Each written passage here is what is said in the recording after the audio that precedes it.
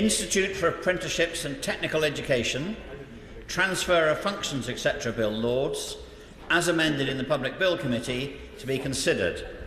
Now, we will begin with new clause 1, with which it will be convenient to consider all other new clauses and amendments listed on the selection paper. I call in Sollom to move new clause 1. Thank you, Madam Deputy Speaker. In considering the transfer of functions of the Institute for Apprenticeships and Technical Education today, we actually face fundamental questions about the governance, accountability and the future structure of our skills system. Because while modest in size, this bill does have far-reaching implications for our skills system and for millions of learners and apprentices. It represents a significant centralising of power in the hands of the Secretary of State without providing proper mechanisms for parliamentary oversight or accountability. Now, Madam Deputy Speaker, I have at this stage sat through many hours of the opposite side of the House extolling the virtues of Skills England as we've debated this bill. But I would highlight once again how this bill doesn't actually establish Skills England, as many assumed it would at the time. It simply abolishes IFATE and transfers its functions to the Secretary of State, an approach that risks creating a governance vacuum without proper scrutiny and independent oversight. And looking at the evidence received by the Bill Committee, it's clear that I'm not alone in these concerns. The Association of Colleges, the Royal Society of Chemistry, the University of Winchester and the Institute of the Motor Industry all raised similar issues about governance and accountability in their written evidence submissions to the committee. Madam Deputy Speaker, as noted by many in the second reading debate, skills policy in this country has suffered from constant reorganisation and restructuring. The Right Honourable Member for East Hampshire has reminded us several times that Skills England will be the 13th, I think, skills body in 50 years. With such a history, employers, providers and learners desperately need stability and clarity. And again, coming to the Bill Committee evidence, the University of Winchester warned that the transfer of power from IFATE to the Secretary of State for Education raises questions about the independence of the proposed Skills England regulatory body. They also highlighted that in IFATE at present, employers and academics come together to ensure that the standard is industry relevant, current and academically rigorous. Similarly, the Skills Federation raised concerns that the clauses in the bill which transfer powers from IFATE to the Secretary of State risk shifting the development of standards further away from employer demand, and that too much centralisation leads to lack of focus on sector needs. My honourable friend, give way? Yes, I will give way. I'm grateful to my honourable friend for giving way. And would you agree with me that his new clause 1 would very much assist colleges like Bridgwater and Taunton College, the biggest provider of apprenticeships in England? And would he also join with me and others in the House in encouraging them on their path towards awarding their own degrees as well? I thank my honourable friend for his intervention, and of course I would absolutely endorse those colleges on their path. And I will come to the detail of the amendment and how that will support in setting up a Skills England that will support them more fully. Now, equally concerning is the need for effective cross-departmental coordination. Skills policy doesn't exist in isolation. Skills England needs to work with, amongst others, the Industrial Strategy Advisory Council on future workforce needs, the Migration Advisory Committee on reducing resilience on overseas workers, the Department for Education, Security and Net Zero on green skills, the Department for Work and Pensions on employment programmes, the Department for Science, Innovation and Technology on priority sectors, and the Department for Health and Social Care on workforce planning. And following the Chancellor's spring statement last week, the new Defence Growth Board on critical skills for our defence industry. Honourable Gentleman, give way, please. I will give way. Madam Speaker, can I commend the Honourable Gentleman for bringing that forward in his statement that he made the last time, he referred to the construction sector in particular. We welcome the fact that government is going to build 1.3 million houses. That's good news. But to build those 1.3 million houses, you need builders, you need plumbers, you need carpenters, you need electricians, you need plasterers, you need all those people, and you have to have them trained so that they can do the job and do the job well. Does the Honourable Gentleman believe within what he is proposing tonight, the Honourable Gentleman is proposing tonight, does he feel that the 1.3 million houses can be achieved? Sollom. I thank the member for his intervention, and I would hope that a better standard of scrutiny and accountability from Parliament would help deliver what's required and hold the other side of the House to account on delivering their promises. So in the context of that cross-departmental work, the lack of a published framework for Skills England as we consider this bill is deeply concerning. And what we have seen so far suggests a structure that is heavily Department for Education centric. Without statutory independence and appropriate seniority, Skills England will struggle to drive that cross-departmental coordination that I think we all do think across the House the skills system needs. Yes, sure. I'm very grateful to him for giving way. I'm listening carefully to what he's saying. He's, of course, right that it would be a considerable centralisation if it wasn't for the creation of Skills England. But in terms of that, pardon me, someone went down the wrong hole there, swallowed a fly. If it wasn't for, with regard to the issue that he's raising with regard to those different departments, does he think that a non-governmental body like IFATE has been successful at bringing all of that together and that a government body won't be, or is he arguing for something different? I thank the member for his intervention.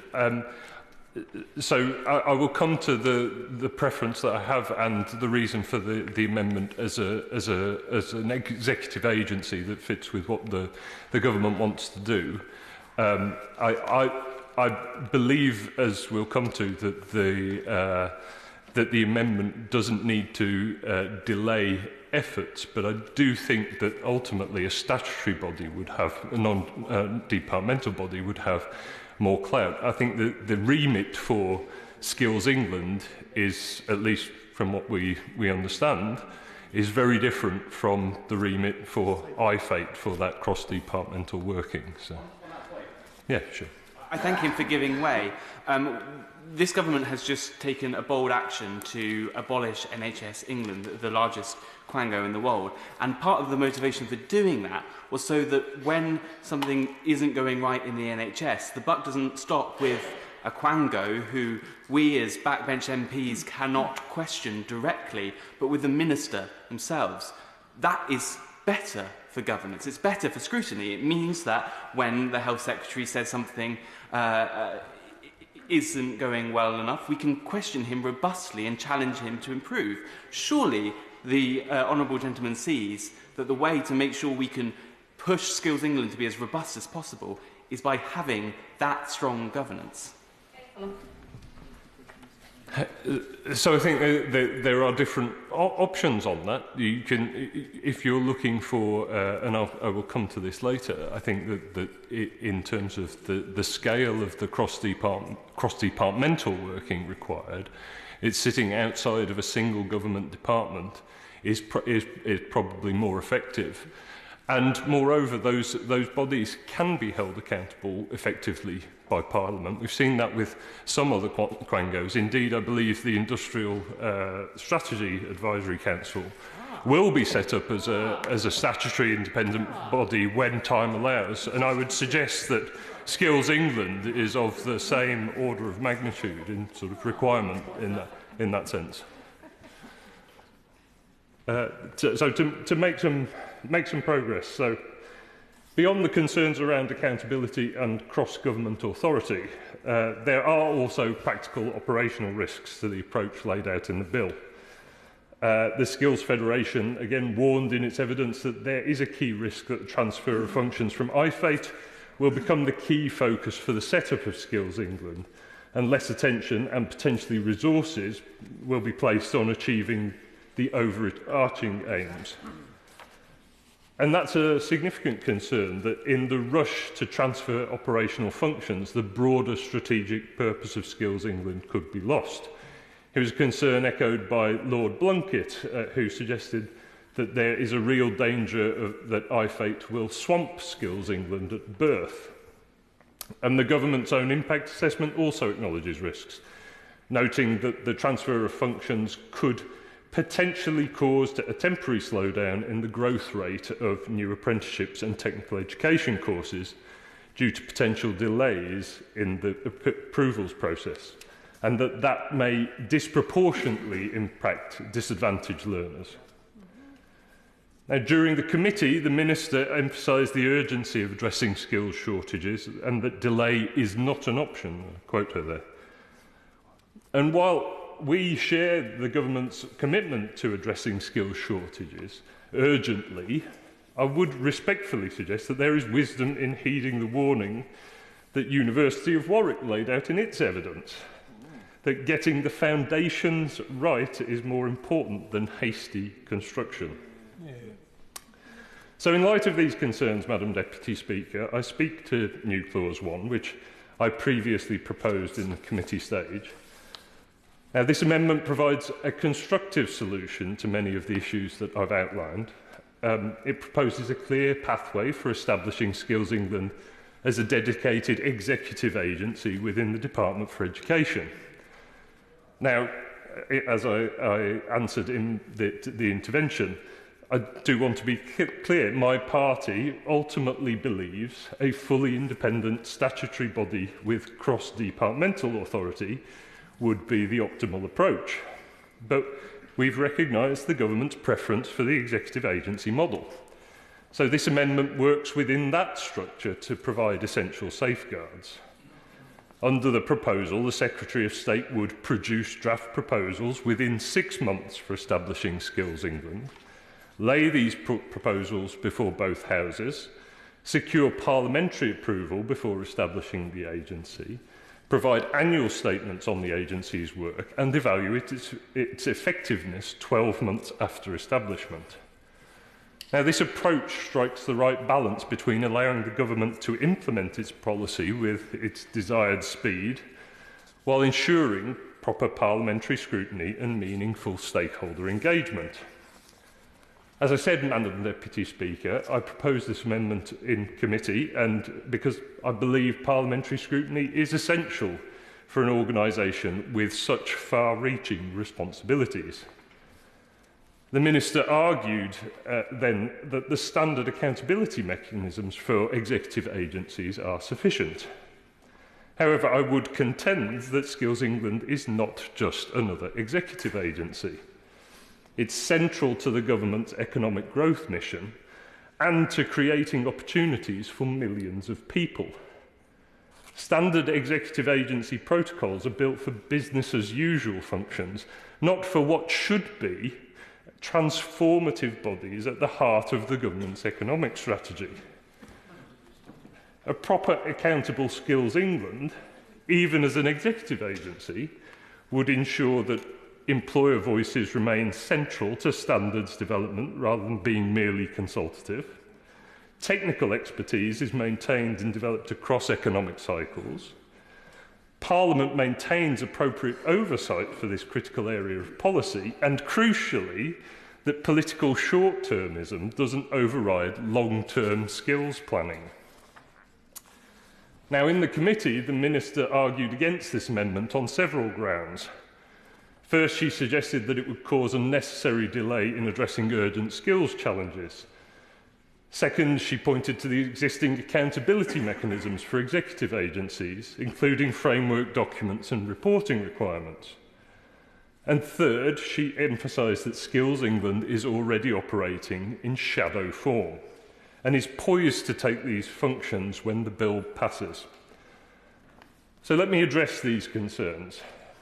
On the issue of delay, the amendment requires reporting and parliamentary approval within 6 months. I think a reasonable time frame that would not significantly impede progress. As the Skills Federation noted, proper planning of the transfer of these functions is essential for success. and parliamentary scrutiny would reinforce rather than impede the effective delivery of Skills England on that ground. On the issue of the existing accountability mechanisms, these are indeed important, but are surely insufficient for an organisation of Skills England's significance. As the University of Winchester argued, again in its evidence to the Bill Committee, Skills England should be structured to ensure and protect their regulatory independence from government and other agencies. Now, the framework documents and annual reports are important tools, but they are prepared by the executive without any meaningful parliamentary input. And regarding Skills England's current shadow operations, that is welcome, that preparation. But operating in shadow form without parliamentary scrutiny or approval only underscores the need for this amendment. Important decisions about structure, governance and priorities are being made right now without any oversight from this place. Now, the Secretary of State indicated during second reading that the government may review Skills England's status in 18 to 24 months to consider whether it needs to be an independent statutory body. And the Minister confirmed this timetable in the committee as well. But why wait? Why create uncertainty about the future status of an organisation that needs to establish credibility with employers now? It's worth noting, as the Shadow Minister did in committee, that the government plans to put the Industrial Strategy Advisory Council on a statutory footing when parliamentary time allows, according to their own documentation. So this suggests they recognise the value of statutory independence of key strategic bodies. So why should Skills England be treated differently? So in conclusion, Madam Deputy Speaker, New Clause 1 offers a constructive path forward, one that attempts to build on the debates we've already had. Personally, I was disappointed that the government opposed this amendment in committee, but I do believe the case for proper parliamentary scrutiny remains compelling. While my Liberal Democrat colleagues and I ultimately believe that a fully independent statutory body would be the ideal model for Skills England, this amendment works with the government's chosen executive agency framework to add essential parliamentary scrutiny and accountability. The Minister assured us in committee that Skills England will have robust governance arrangements and clear lines of accountability. If the government truly believes in those principles, they should welcome rather than resist proper parliamentary oversight. And if Skills England is to be the cornerstone of our skills system for years to come, even as an executive agency with the Department for Education, we must ensure it has the transparency, accountability and parliamentary oversight to withstand changes in political priorities and economic circumstances. So I would urge colleagues across the House to support this amendment, which would strengthen the bill and help ensure that the transfer of functions leads to better outcomes for apprentices, students, employers and the economy as a whole. Thank you. New Clause 1. Draft proposals for establishing new executive agency. The question is that New Clause 1 be read a second time. And happy birthday, Pam Cox. Pam Cox. Pam Cox. Do you wish to contribute or celebrate your birthday on the bench? No, perfect. Thank you very much, Madam Deputy Speaker. I'm rather blown away by that. It was actually on Saturday, but thank you so much. Well, it's a pleasure to speak in favour of this bill, and as a member of the Bill Committee and of the all-party parliamentary group on apprenticeships. And this bill is vital because it paves the way for the creation of Skills England, a new and ambitious body that will bring a fresh urgency to this task of upskilling our young people, and there is an urgency about this. Now, Skills England will build on the extremely valuable work, as the Right Honourable Gentleman said, the work of the Institute for Apprenticeships and Technical Education, and I'd like to pay tribute to... If you'd just be seated for a moment. We're talking about the amendments to the bill, not the overall bill. So it may be ideal to just refer to the amendments if you disagree with them, but you need to bring your contribution in line with the debate this evening. Ms Cox. I will resume. Thank you so much. The issue here is whether we should delay the introduction of this measure in order to allow more time to set up Skills England. A lot of preparatory work has been done to set up Skills England already, as we discussed quite fully in the Bill Committee, and we do need to get going in training up these carpenters and plumbers and apprentices and electricians that we all know that we need. Would my honourable friend give way? I will. I thank my honourable friend for giving way. Derby is seeing a fresh boost to its city centre with a new performance venue, a restored marketplace, and Frigate's Goodyard, which has stood derelict for 50 years but is now being transformed into 276 new homes. What we don't want is for the ambition that we have for our city to be held back by skill shortages. So does my honourable friend agree that rather than the dither and delay that is being proposed by those opposite, we need to get on with this legislation so that we can train the next generation of bricklayers and roofers, plasterers, scaffolders and electricians that our country so desperately needs? Well, I thank her for her intervention, and I would agree with that. This morning, before I travelled to Westminster from Colchester, I visited JTL, which is a national organisation with a base in our city that trains thousands of apprentice electricians and plumbers, and had similar exchanges with them. So I would very much agree that the urgency of which I spoke is about their futures, about securing their futures. So I know that the Bill Committee debated this in some detail, and you've outlined the Minister, the Honourable Gentleman has outlined the Minister's responses. To my mind, those responses stand, and I'm satisfied that we shouldn't delay in setting up Skills England, because the young people of Colchester and indeed of Derby and elsewhere simply don't have the time to wait. And I think on that note, last week the government announced plans to train 60,000 new construction workers to help build the 1.5 million homes that we're going to see going up in the course of this Parliament. And moves like that and many others show that we're working at pace. And we're working at pace in order to reverse many years of stagnation. I'll make some progress if you don't mind. And I hope we can work at pace today to pass this bill. Anna Morello. Oh, was that, are you taking an intervention? I was sitting down there. You've concluded your speech, or you're taking an intervention? I'll take an intervention. No. I'm generally checking, because have you concluded your speech? I have concluded. You've locked out. There we are. Damian Hinds. Thank you. Thank you, Madam Deputy Speaker. So I wanted to make a short contribution to this report stage debate, particularly in favour of new Clause 4 and Amendment 6. And as I was on the train coming up to Westminster, I typed into my tablet short I-fate speech, and it kept, every time I did it, it kept changing it to short irate speech. Unfortunately, I'm not very good at irate speeches, it's not really my thing. So what I'm going to do is make a slightly disappointed speech, but with a hope, but with a hint of optimism. For I have hope from this Minister that she may take this opportunity today to do something which would be of significant benefit to the technical and vocational education and training system in this country. Now, I know why the government came forward with this idea of a new quango called, or actually it's not going to be even a quango, sort of semi-quango, called Skills England. I know why they did that.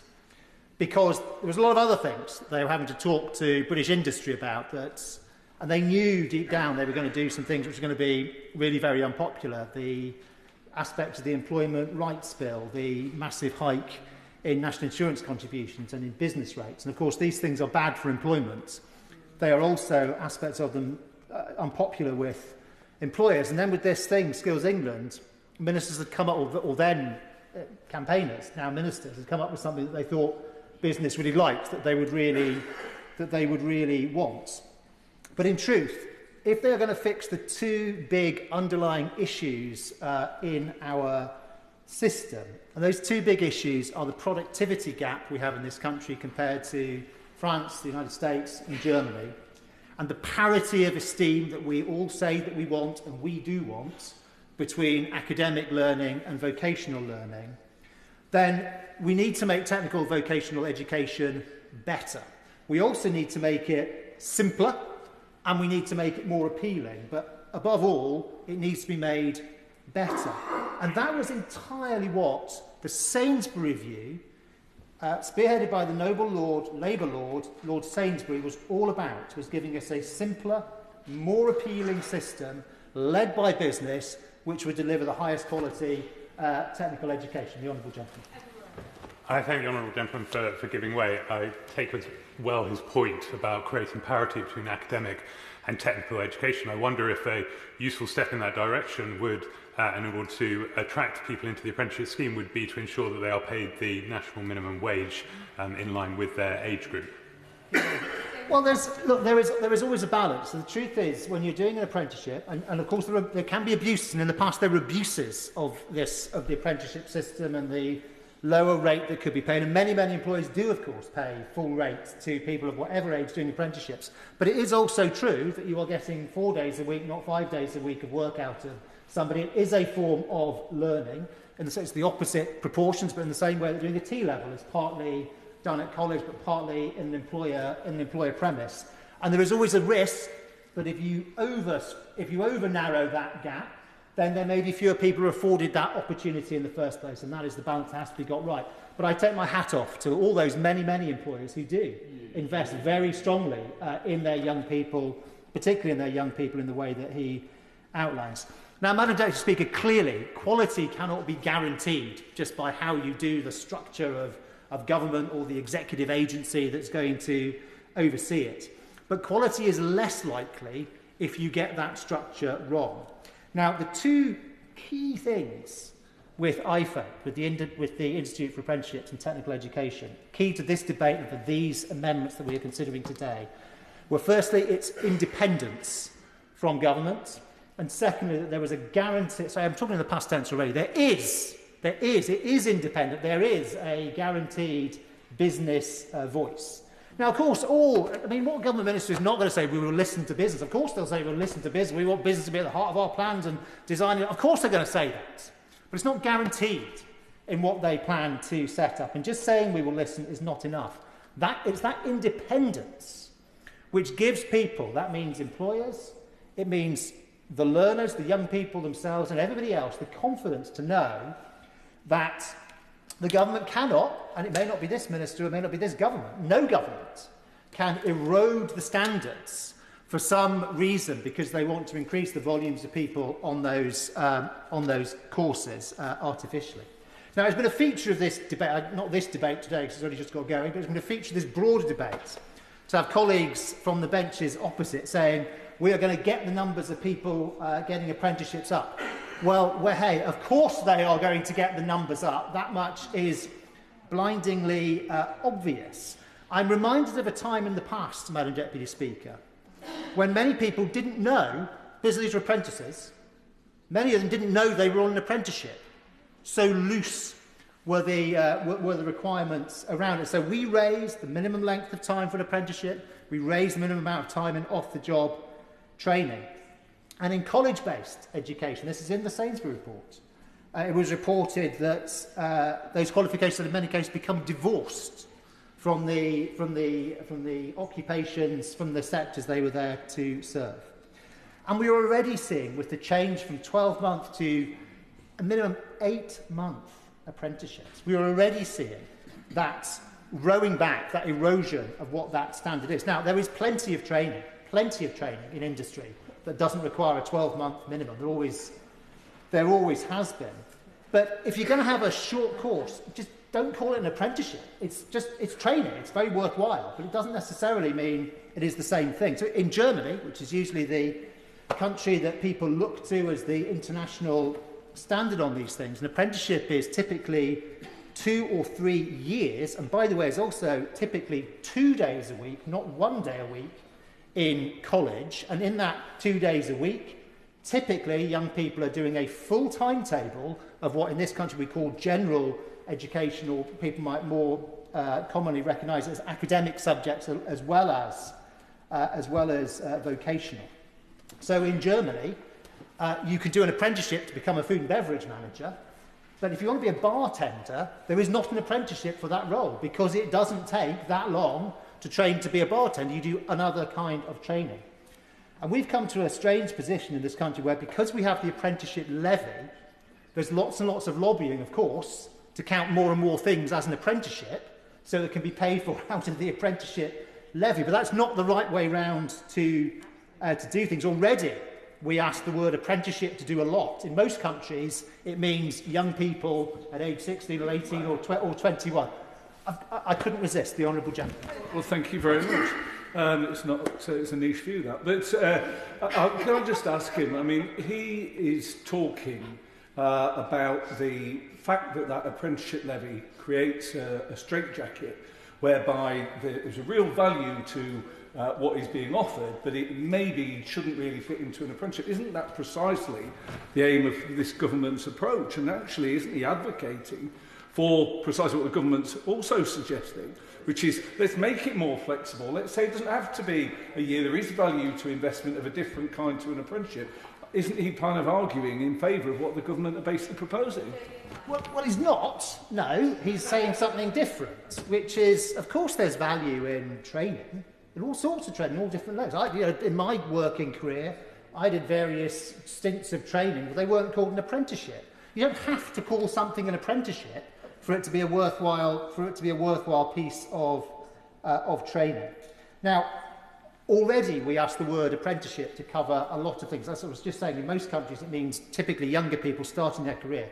Here it covers career starters, it also covers career developers, and it covers career changers. If anything, Madam Deputy Speaker, I think we ought to be thinking about how we can refocus or differentiate between those different types of requirements that individuals have at different times in their career and their employers have as well. Now, we are not, in this bill, about to fix or address that, but I am hopeful, and this is where I started, that the government have, because they have given indications that they may have heard the message on the two key elements when certifying and specifying qualifications, that you need to have independence and you need to have that guaranteed business voice. And that is precisely what New Clause 4 would do in creating that independence. New Clause 1, proposed by the Honourable Gentleman for St Neots and Mid-Cambridgeshire, I think also has a lot of merit. He's put a great deal of thought into this, I know, as we've gone through committee, but I think that additional point about the statutory independence is absolutely fundamental. And if the Minister is minded to accept one amendment, I hope she's going to accept two. What do we think? But if she's minded to accept one amendment today, it should be New Clause 4. Now, Madam Deputy Speaker, I think everybody in this House actually wants Skills England to succeed. I mean, as with so many things we debate here, we all actually are looking for broadly the same end goal. And Amendment 6 is what I would call a breathing space amendment to make that success more likely, because it reinstates back into the bill the 1 year that the House of Lords, the noble lordships, put into the bill as it was going through their house, meaning there would be a year of operation of Skills England before it had to absorb IFATE's functions. And why? And the Honourable Gentleman has already gone through some of those reasons why.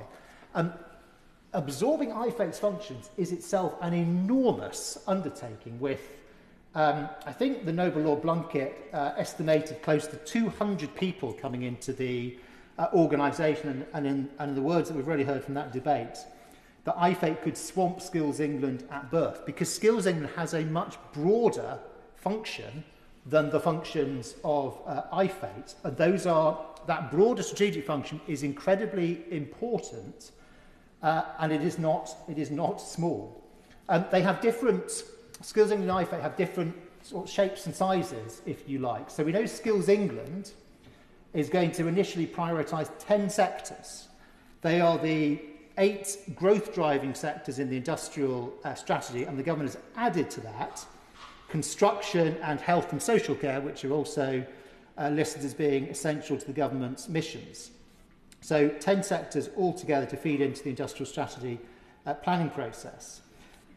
The Noble Baroness Smith has said that work is underway on 8 of those, but it does beg the question, what about the other 2? But more importantly, or on a bigger level, What about 2 of the 3 big volume employment sectors in this country, which are hospitality and retail, which for a broad labour market strategy, including the skills that we want in them, are absolutely essential. So IFATE, of course.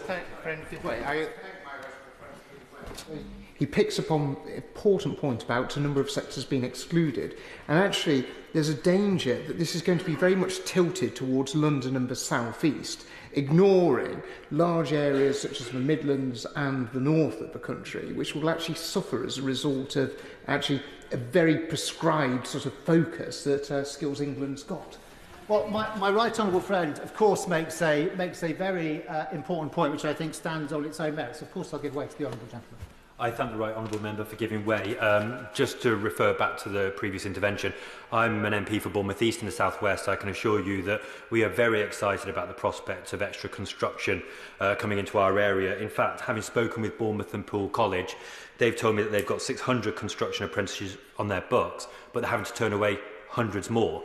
That's opportunities that are being lost. They welcome the abolition of IFA and the transfer of responsibilities speedily to Skills England. Would he not agree that we should be listening to colleges like Bournemouth and Poole College? Of course I think we should be listening to colleges like Bournemouth College. I would also say that, I mean, we heard earlier about the government was just announced it was going to employ these thousands of people to go into construction. But then we heard we can't do anything until we've created this body and until we've subsumed the skills from IFATE, the functions from IFATE into it. I don't see how all those things fit together. And yes, we do want more people going into construction. And by the way, quite a long list of other sectors as well. That doesn't necessarily mean that in every case it has to be on an apprenticeship. And there is a whole suite of existing technical and vocational courses. T-levels are still, of course, ramping up as well. But on the breadth versus depth question, Madam Deputy Speaker, IFATE does a huge range, more than 600 occupational standards for apprenticeships, T-levels and higher technical qualifications, whereas Skills England is initially looking at this narrower set of sectors, but with a much broader remit for them. So it does more than IFATE, and the 3 big things that it has on its list are, first of all, to identify where skills gaps exist, and that is itself a very, very significant task. It may at first glance sound obvious, but it really isn't. First of all, it's a question of on what time horizon are you talking about? Are you talking about today? Are you talking about planning 5, 10 more years into the future? But more significantly, when we talk about skills gaps, if you take a sector like social care, for example, generally speaking, I think people would say you could train more people into social care. The issue is not so much have we got the training courses available. The question is more, are people willing, people happy to go into social care? And that is a broader question. Secondly, it's got to work across government with the Industrial Strategy Council, the Migration Advisory Committee, and there's also, of course, in the DWP, the Labour Market Advisory Board. Now, the MAC, the Migration Advisory Committee, is already a very well-established body over quite some years, which has a remit on immigration, doesn't necessarily have the same perspective as a Skills England body will do. The ISC, Industrial Strategy Council, as the Honourable Gentleman rightly said, it is going to be given its own statutory footing, which sort of begs the question of where in the hierarchy Skills England is going to be. We want this to be a body which is able to speak right across government very, very authoritatively. And the third thing it is going to do is to identify what training should be accessible via the Growth and Skills Levy. And that, again, is a huge task, a huge strategic question about what should be allowable to be funded from the levy, what actually should be firm-specific skills, which you should rightly expect a firm to be providing for, what should be generalisable skills for the economy, and so on. And even after all that, there's still the big question, and this may come to the gentleman's point, about listening to colleges. Absolutely right. There's still a question about supply and demand at the college level. So we don't stop people doing courses at the moment because there's a surplus of people in such and such a sector and a shortage somewhere else. But some of the really hard questions that are going to come up are going to be around funding formulae for how you fund these things to make sure you do have enough people going into construction and indeed into social care and so on. So my contention, Madam Deputy Speaker, is that each of those functions is enormous. And so this Amendment 6 would perform a very useful role, not in dither and delay, but in allowing Skills England to really establish itself to do those key strategic things that it is there to do, and then to be able to subsume these functions from IFED. Andrew Pakes. Thank you, Madam Deputy Speaker. And it is a pleasure to follow the contributions from my right honourable friend from East Hampshire and also a friend from St Neots and Mid-Cambridgeshire, who make powerful interventions on behalf of their amendments. But I will give my disappointment to you both to notify I will be speaking against both of the new clauses, because I think they risk undermining some of the speed at which we need to make change within this sector. Madam Deputy Speaker, it's a privilege to speak in this debate, something I'm very passionate about, and also co-chair the all-party group for apprenticeships. The transfer of functions to the Secretary of State and creation of Skills England is one of the most critical reforms this government is due to bring about. And it addresses one of the most damaging legacies of the last government, which was the fall in apprenticeships. And this matters when it comes to the structure of the bill, which is why I'm concerned about New Clause 1 and New Clause 4 in particular.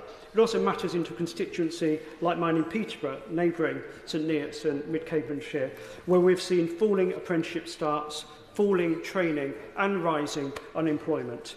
A city in which we have one of the highest levels of young people not in education, employment or training. This is not just a folly of opportunities lost and young people let down. It is also the story of a failed economy. I actually take an opposite view to that expressed by my right honourable friend from East Hampshire, who seemed to elevate independence of IFED as the independence of Skills England as a virtue for what it could deliver, when I see the independence of IFED as one of the tools for its failure. The fact it had an independence which removed it from economic need, made it bureaucratic, actually failed to address the needs of businesses and other providers to get the flexibility and delivery of skills we need. That independence doesn't always guarantee you the success or things you need in this. I'm grateful to him for giving way. Would he extend then that principle to the academic route? So I've asked the Minister a number of times now. I don't think we would stand for saying A-levels, the standard, the specification should be set in sanctuary buildings at the Department for Education. And if we wouldn't do it for A-levels, why would we do it? Why would we think it's all right for T-levels? What's the answer to that? Thank you very much. That's my friend for his intervention. I think we need a mixed economy in this, and to me the principles I elevate high in this debate is about speed, is about substance, is about bringing businesses around the table alongside providers and colleges like my excellent one in Peterborough, ARU Peterborough, new university campus, to deliver the goods and get the job done. And my concerns with New Clause 1 and New Clause 4 and Amendment 6 is I think it elevates a level of independence that does not address the overall issue. In fact, many of the issues my right honourable friend described in his speech were actually around delivery. They were around political choices, and actually having the Secretary of State and the Department establishing Skills England make it much more likely, in my view, that we will deliver at speed on some of those challenges. Though I'm sure the scrutiny will come from all sides of this House if that isn't the case. Because, Madam Deputy Speaker, our number one mission is economic growth spread across all parts of the UK, built on a diverse base of industries and services. The government has already made a powerful start, which could be undermined by these amendments if it delays it further. Early work on the Growth and Skills Levy to drive up standards in places, the move to functional English and maths, foundation apprenticeships as a flexibility and a route in, 600 million investment in construction skills. I particularly welcome the replies from my right honourable friend, the Minister for Skills, in written answers around acknowledging the need for social mobility to be one of the factors that Skills England will give a view to. So we actually change the opportunities in life, something that I'm passionate about, and I know the cooperative group and other employers I talk to are very, very important. This mission will fail without the urgency needed to get this bill passed and Skills England up and running. Skills England is already set up in shadow form. I think it provides, with the urgency of the task, the best of external industry leadership in its Skills England shadow board, which moves to a full board. It provides an independence for those voices around the table, already meeting the needs of New Clause 1 and New Clause 4. It also focuses on delivery and the speed in which we can get going in bringing jobs and opportunities around all parts of the country. The government has been clear already before these amendments were tabled. The transfer of the Institute's statutory functions to the Secretary of State will introduce more flexibility to the skills system. I wholeheartedly endorse that. It will allow us to be more responsive to the needs of employers, learners and the economy. I equally endorse that. And the Secretary of State will delegate these powers to Skills England. In that view, I think New Clause 1 and New Clause 4 risk delaying and creating confusion rather than aiding purpose and delivery for what we need. And that's why I oppose the moves to create a separate executive agency or to bind Skills England before it is even created. We need to get going. This isn't just a political slogan or debates in this House. It is the message that businesses, providers and schools tell me in Peterborough. A genuine partnership in places like my community with the college and employers to ensure that we are providing leadership at all levels, practical action and leadership working together to improve the lives of our economy. And the independence of IFATE, as I said earlier, elevates it to a level which risks undermining the ability to get going quickly. Let me give you one example. A few weeks ago, I met with MDS, a not-for-profit in my own membership organisation in my own constituency. There is a pioneer in flexi-job apprenticeships and training in the food supply chain, working with some of the biggest names in the food sector to create a workforce for tomorrow. They are looking for Skills England and this bill to create the flexibility and opportunities businesses and learners need. I think they will be sorry to see any delays or confusion over structure when they know what needs to be done to get the jobs done. They want this bill and the Minister to address questions such as what additional funding and resources are available to help businesses provide pre-apprenticeship training for individuals who have been unemployed long term. And they want the government and Skills England to do that quickly. They want to understand how, with SMEs and others, the government supporting the growth of flexi-job apprenticeships to help industries attract new talent into the food and fresh produce industry. A direct criticism of IFATE and the structures we already have, and a concern that delaying those through New Clause 1 and New Clause 4 will make it more difficult. We've already heard Skills England will identify the skills gaps in our economy and work with the Industrial Strategy Council and Migration Advisory Committee to plug those gaps. A direct link between industry, the MAC and the Industrial Council, addressing the industrial need and purpose we have, addressing the speed at which we need to get going, which means we do not need these clauses, is a bill about skills and addressing our skills shortages. It is a bill that needs to get going. I move to support this bill and oppose New Clause 1, New Clause 4 and Amendment 6. Thank you. Sarah Olney. Thank you, Madam Deputy Speaker. During their time in government, the Conservatives broke our apprenticeship system and betrayed young people. The Liberal Democrats are thus calling on the government, if they're serious about growth, to fix the apprenticeship sector by investing in education and training, including increasing the availability of apprenticeships and career advice for young people. Madam Deputy Speaker, that's why today I wish to speak in support of New Clause 1, tabled in the name of my honourable friend, the member for St Neots and Mid-Cambridgeshire. This new clause requires the Secretary of State to bring forward proposals for the executive agency to be known as Skills England. There should be a greater emphasis on developing sector-specific skills which support the natural abilities and interests of each student. And I believe that we should be focused on strengthening careers advice and links with employers in schools and colleges to allow people to have clear alternative steps into a career that doesn't require them to go to university when this may not be the best option for that specific student. Any business will tell you that the apprenticeship levy doesn't work. They can't get the funding they need to train staff, and hundreds of millions of pounds of funding is returned unspent to disappear into the Treasury. At least if that money were ring-fenced to boost the further education budget, that would benefit the employers that contribute, but it doesn't. I'm glad that the government is reforming the current system, but I urge them to accept my honourable friend's amendment, which requires a clear plan for their new proposals. We must improve not only the quality of vocational education, including skills for entrepreneurship and self-employment, but also the awareness of these amongst pupils as they make initial decisions about their further education and career. I've spoken to young people in my constituency who are currently undertaking apprenticeships in the hospitality industry, and they have spoken positively about the opportunities that they have had to develop their skills while earning a wage. However, I've also heard that many apprenticeship jobs do not pay enough for people to meet their living expenses, and it's extremely important that young people are provided with a solid enough footing to not discourage them from pursuing apprenticeships in their field of interest. And I believe that the lower minimum wage for apprenticeships should be scrapped to ensure that apprentices are paid at least the same minimum wage as other employees their age. And I constantly hear from small and medium-sized businesses across my constituency who are struggling with workforce shortages. We need to build capacity in the workforce and within the economy to drive growth, to ensure that British businesses can hire people with the correct skills to allow industries to thrive. Apprenticeships have a huge role to play in upskilling, and whilst I'm glad the government is taking action to reform the current system, I urge them to accept new Clause 1, which will give us proper details about what this new system will look like. Apprenticeships could play a crucial part in addressing many of the staff shortages which businesses face by equipping people from across the country with the skills that they need to thrive. Liberal Democrats have called on the government to truly invest in skills, and that's why I urge the Minister to accept this amendment. Thank you, Madam Deputy Speaker.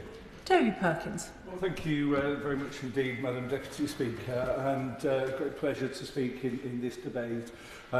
Turning first to the amendments, I think that some of the points raised by the Honourable Gentleman from St Neots have merit. I think that there's a legitimate question about the basis on which Skills England operates. I think that many people want to see it being taken seriously, and there is a big question about whether it gets taken more seriously as an independent body, whether it gets taken more seriously as part of the government. There's different opinions on that. The Honourable Lady from Richmond Park said that the government need to get serious. I have to say that whether or not we adopt new Clause 1 is not in any serious sense the difference between this being a transformational bill or otherwise. It's a very small amendment to what is a fairly limited bill in its scope, and so I think we should be realistic about the amount of difference that we are actually debating here. But I think that the government's argument that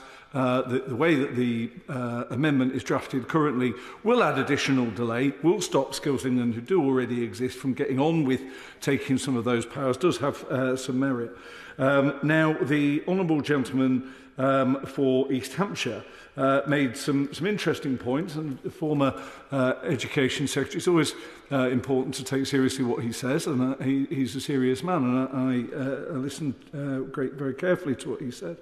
I have to say that I thought many of the complaints that he rightly identified about the skills system, about how fragmented it is, about how complicated it is, and about the extent to which many employers felt distance from it, were entirely legitimate criticisms, but were largely a commentary on what we had seen over the 14 years of the previous government, the system that this government bequeathed.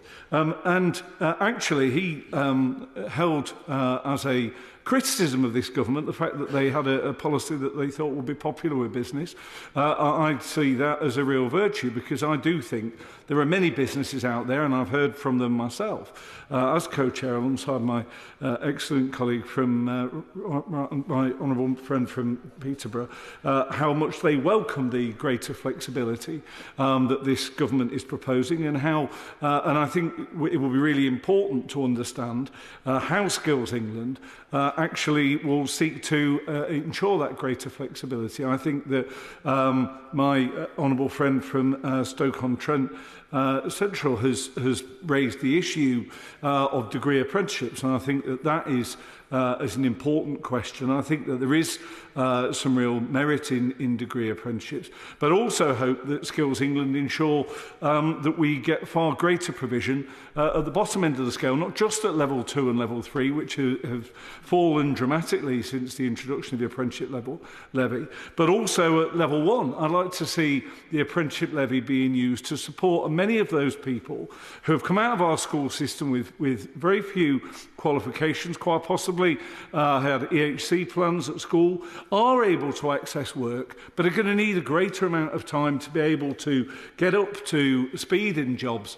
And the opportunities for sort of level 1 apprenticeships, which will support people with special needs from traineeships into the world of work, I think would have tremendous merit, and I hope is something that the government will consider. The Honourable gentleman from East Hampshire also referred to the merit of Germany and a skills system that is widely admired across the world. But I think it's important to say that there is actually a far greater cultural understanding. One of the ways the Germans understand themselves is about their skill system and about the value that they put into a craft and into a trade. And so that isn't just about the way you structure a skill system. It requires a complete reversal of the way that we have understood this country over the last 30 or 40 years. So, I mean, I think there's huge merit in much that they have in Germany, but simply adopting it and thinking that we will somehow achieve that cultural change is not something that I believe is true. I think it needs to be entirely wrapped up with the industrial strategy that this government needs to continue to develop. The Honourable Gentleman from East Hampshire is absolutely right to say that the government envisaged Skills England having a far wider scope than IFA, and I hugely welcome that, because I think that one of the great failures of the system that existed under the previous government was it was an array of different initiatives and bodies that kind of floated around, not connected to each other.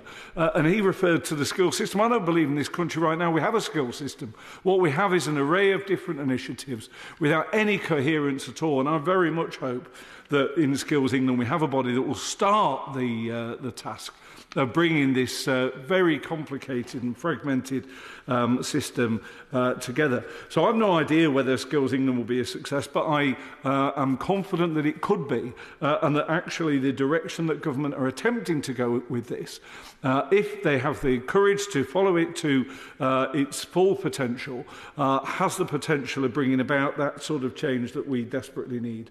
We also need much more coherent pathways through level 4 and 5. We have at this moment in this country a basic understanding as to what level 2 and level 3 apprenticeships are.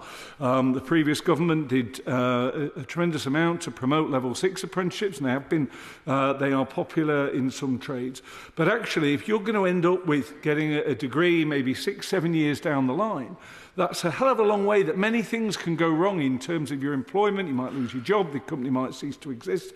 And you might not want to commit 6 or 7 years towards that, but actually being able to have stop-off points at level 4, level 5 for businesses to understand that there's something beyond level 3 that doesn't necessarily look like a degree, I think would be tremendously valuable. So I hope that the government will look to do that. Of course, it's absolutely fundamental that we listen to employers, whether they be businesses or public sector employers, and that all of them feel that they have a stake in the skills system. I don't for a minute believe that the government or Skills England will not want to listen to employers. They are entirely the arbiters of whether or not we have a successful skills system. But I don't think they have to be independent in order to be able to listen to governments. And I think there is a potential argument that a body within the government will be better placed to bring together that much more strategic approach than the independent IFA ever were able to.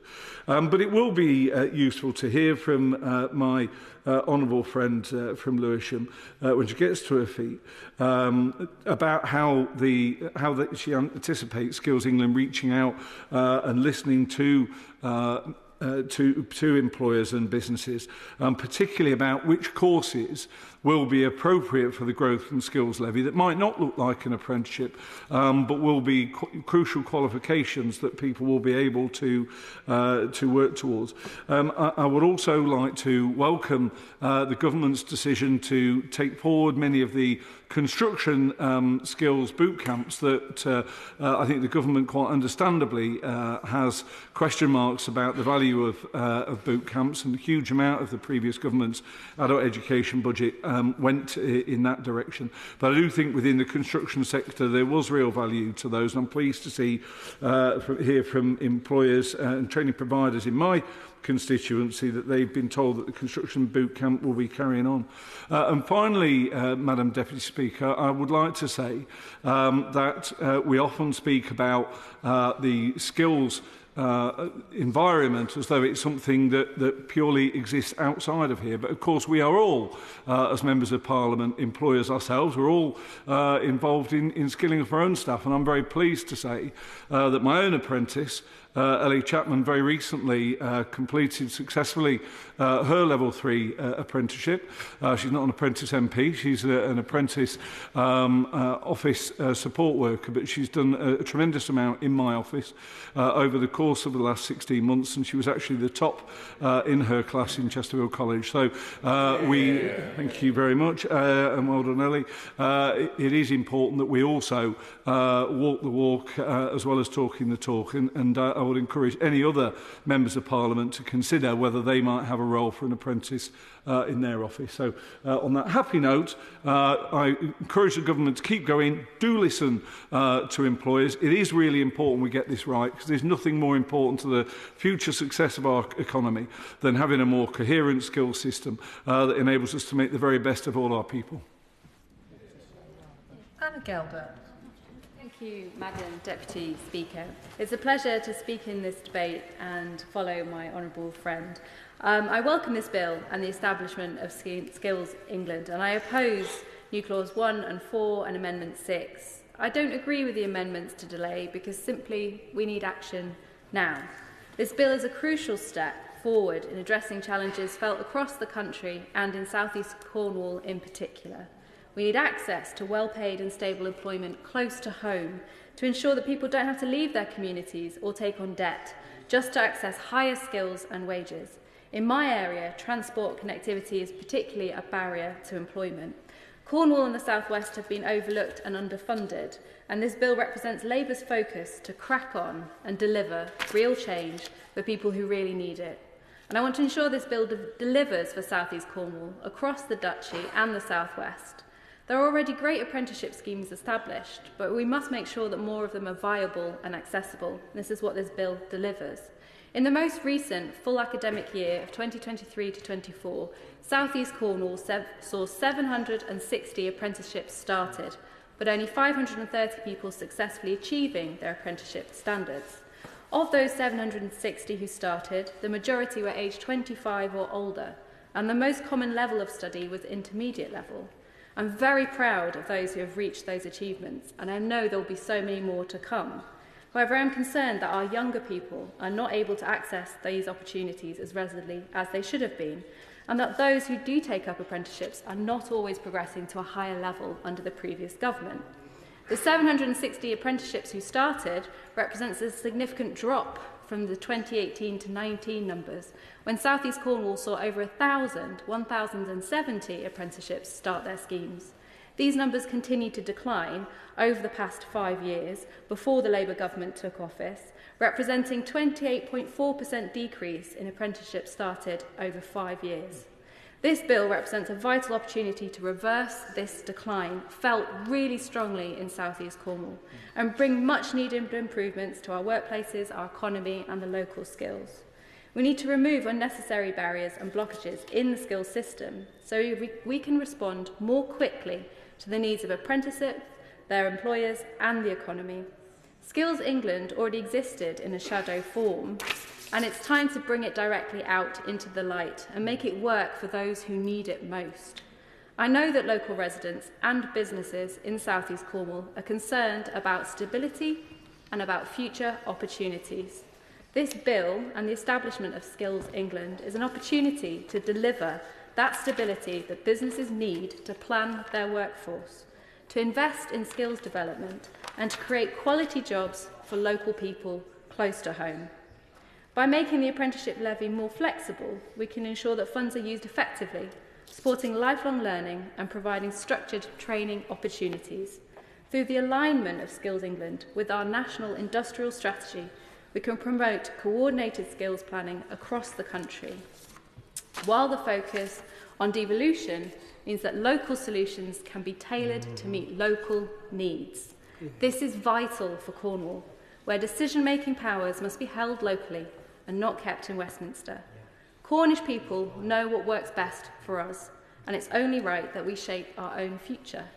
And this bill offers a chance to bring real, tangible benefits to South East Cornwall and ensure that we have those skills and opportunities to thrive. I look forward to working with the government to ensure this bill delivers on its promise. Thank you. Josh Dean. Thank you, Madam Deputy Speaker. I'll aim to keep my remarks brief, having spoken in the bill's second reading and having served on the bill committee. And before I turn to speak against why I believe we should not amend the bill with new clause 1 and 4 and Amendment 6, I'll just briefly set the scene, if I may, with your permission, Madam Deputy Speaker. You'll be unsurprised to hear that I warmly welcome the role that this bill will play in paving the way for Skills England. I mean, it is right that we crack on to allow the Secretary of State to transfer the tools to Skills England that will allow it to find and fill the skills gaps across the country that we need to fill and ensure that the workforce is equipped with the skills that we need to power economic growth. As you may know, though, Madam Deputy Speaker, my constituency sits just next to Stansted Airport, and we have many young people in my constituency undergoing courses at the Stansted Airport College, where I was privileged to visit last Friday. I didn't take a whirl on the simulator to learn how to fly a plane, but we may save that for a future visit. I was delighted to find out more about how they're using our local talent in Hertford and Stortford to fill the critical and growing skills gaps in the aviation and aerospace sector, and the careers-focused courses that are giving young people there the skills for work and life. And just this morning, I was proud to welcome the Honourable Member for Newcastle upon Tyne North, the Minister for School Standards, to Manor Fields Primary School in Bishop Stortford, where we heard about the impact of the Teaching Assistant Apprenticeship for local support staff and met the fantastic providers providing those courses. And I have to say, it was really moving, actually, to hear those apprentices talk about the confidence that had been built for them by taking those courses.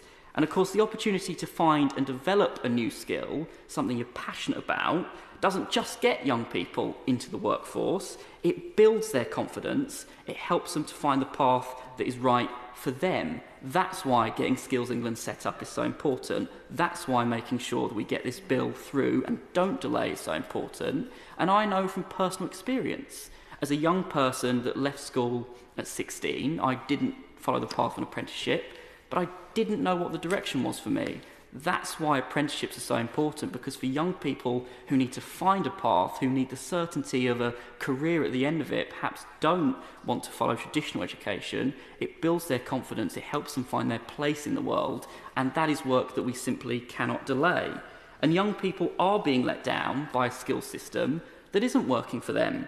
1 in 8 young people, not in education, employment or training, and it's holding them back, and it's holding the economy back too. More than a third of UK vacancies in 2022 due to skills shortages. So we do need urgent reform. We can't afford to delay, and I would urge honourable members to pass the bill unamended this evening so this government can get on with reforming the skills system, delivering Skills England, creating the opportunities for young people across the country and in Hertford and Stortford too that will build their confidence, help them find the path that's right for them and make a difference to their lives. Peter Swallow. Thank you, Madam Deputy Speaker. I was proud to serve on the Bill Committee for this vital piece of legislation, a small bill, but sure, by goodness, one that is mighty. I rise to speak against Amendment 6. And in doing so, I want to highlight a local success story in recognition of the 3rd National Supported Internship Day, which took place on the 27th of March. Also happens to be my birthday. For 15 years, my local college, Bracknell Working College, and Activate Learning have been working together with over 100 employers to offer supported internship placements for learners with special educational needs. This scheme offers invaluable opportunities, providing skills, confidence and qualifications necessary to thrive in the workplace. Their partners include the National Grid, Royal Berkshire Hospital, Johnson & Johnson and Sodexo. And it's an excellent example of a local college working with big players in the energy, medical and food industries to provide high-quality schemes into stable, well-paid employment. It's proof that young people with special educational needs can thrive with the right support. And when we're facing 1 in 8 young people not in education, employment or training, after 14 years of the Tories, an 11-year high in the number of young people with NEET, we need more supported internships to address this challenge. Skills England will deliver opportunities across the country in key industries including green energy, construction and healthcare. It's vital for the government's 5 missions and it's vital for communities like Bracknell. It's a step towards ending the fragmentation, a less complex, more flexible skills system which will deliver for young people, especially those with special educational needs. By bringing together different constituent parts of the current skills architecture, Skills England will create a system which is fit for purpose, responsive to the needs of employers and businesses, and capable of driving economic growth in the year to come. It will lay the ground for a better system. But, Madam Deputy Speaker, there is a need to move fast on this. As the Right Honourable Member for East Hampshire pointed out, the UK's productivity is almost 40% below the US and 20% below other major economies, such as France and Germany. And we know that a major reason for that is a lack of appropriate skills. So given that, the Conservatives' Amendment 6, which would delay the creation of Skills England by a year, is nothing short of irresponsible. We need to be working faster, not more slowly. And I have to say, it's indicative of their approach to government. Where there was a challenge, they ducked it. Where a decision was needed, they put it off. When a broken system needed fixing, they left it for the next lot. Well, the next lot are now in government and will not put off for tomorrow what needs to be done today. We know that skills are a crucial driver of economic growth and the key to tackling productivity gaps. But our economy is changing rapidly in ways we can't fully anticipate. So it's crucial that our education system equips young people with a broad range of skills necessary to succeed in the job market of tomorrow. That is exactly what this bill and Skills England will deliver.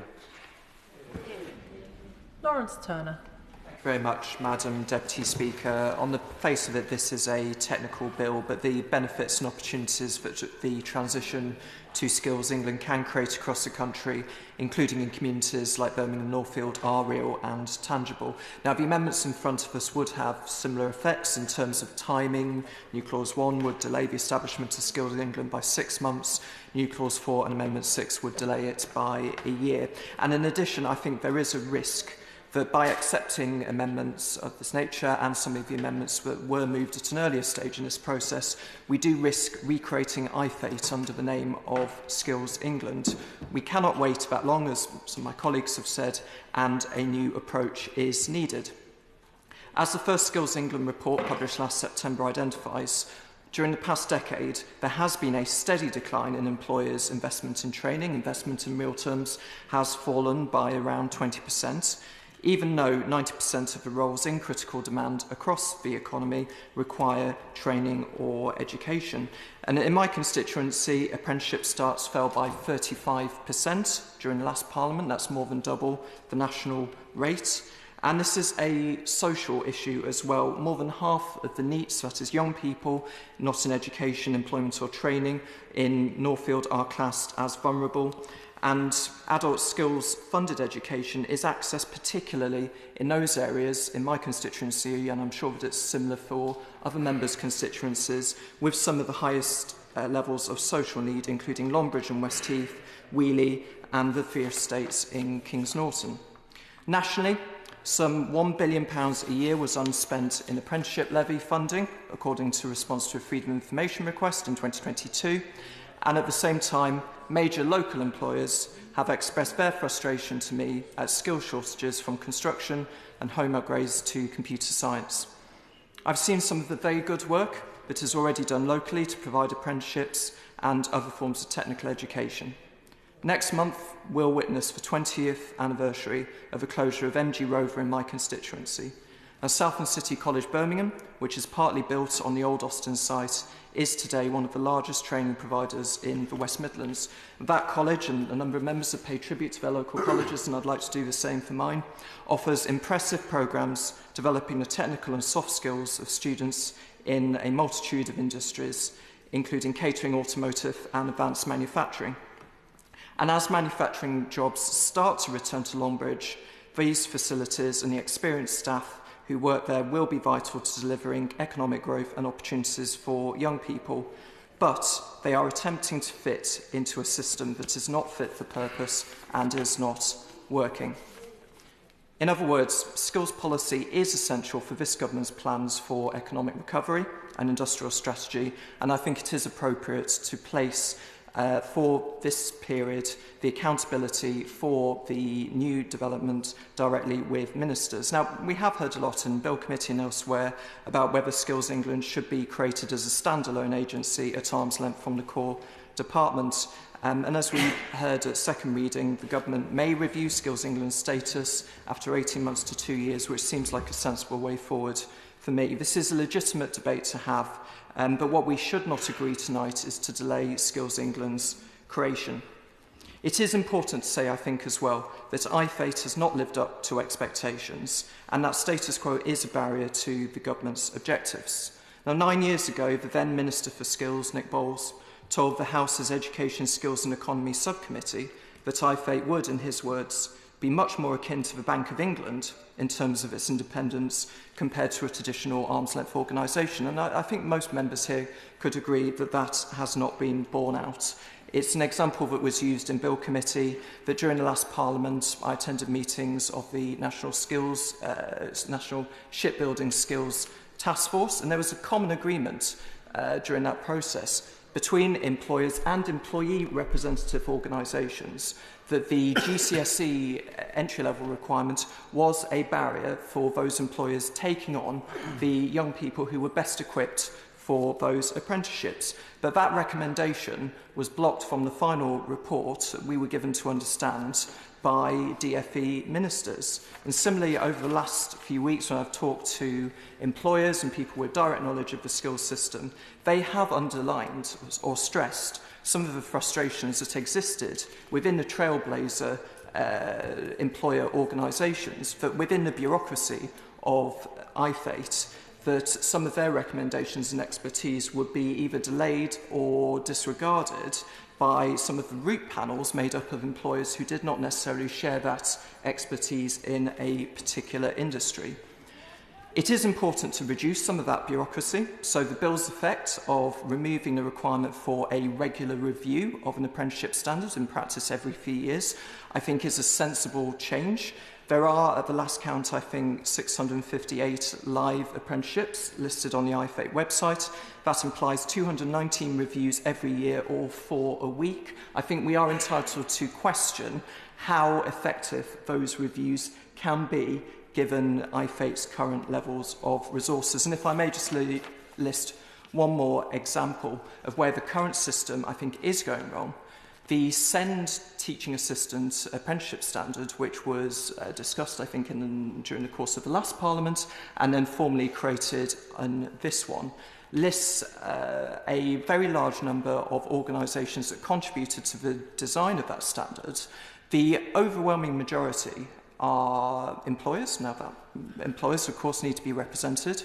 Only one trade union was represented, and question why that was the case, but not a single SEND parents organisation or other group which exists to represent the needs of those young people were drawn into the creation of that standard. And I think we are entitled to ask whether that is the right approach. And in the discussions that led up to the creation of that standard, in practice, it was heavily DFE guided. So I think we are entitled to question the independence of the current system as it actually exists. Now, we spoke at length in committee, or at least the Honourable Right Honourable Member for East Hampshire did, and I think we all enjoyed it. I'm making a serious point about the history of skills education in this country.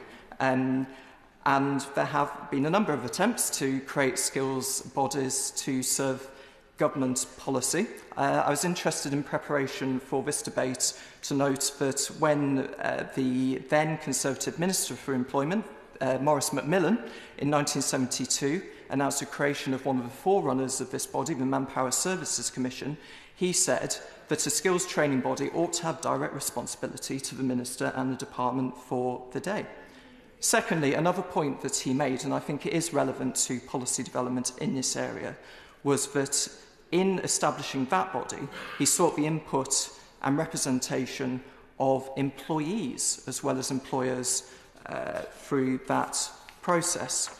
And at this point, for your honest doubt, I'd like to draw attention to my declaration in the Register of Interest and my membership of the GMB and Unite Construction trade unions, because I would like to return to a clarification and reassurance that the Minister made in a letter to the Bill Committee's members in respect of the implications of Clause 10 of the Bill, where she clarified that nothing in those powers could override the constitutions of the Construction Industry Training Board and the Engineering Construction Industry Training Board.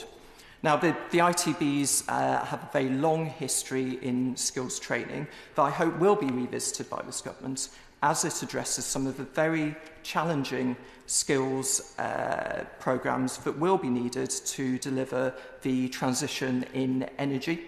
I think one of the, arguably the most successful skills mass training programme that has existed in this country was the programme that underpinned the transition from town gas to natural gas in the 1960s and 1970s, overseen by the Gas Industry Training Board. Perhaps we could do with that body being recreated. But one of the very important points about that programme, which survived multiple changes of government and delivered that transition before time and under budget, was that the trade unions had a very heavy involvement, including the General and Municipal Workers Union, the forerunner of today's GMB, which had a formal consultative role on the curriculum that was overseen by that body.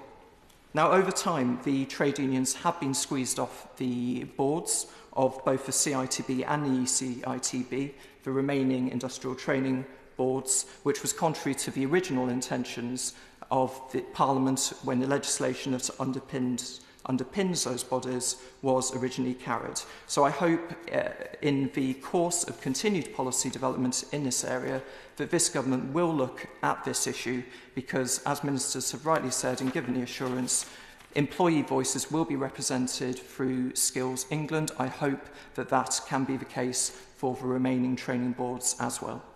Madam Deputy Speaker, it is vital that the next generation of workers have the necessary skills to meet the industrial challenges we face, whether it's constructing new homes, developing our infrastructure, or meeting our environmental targets.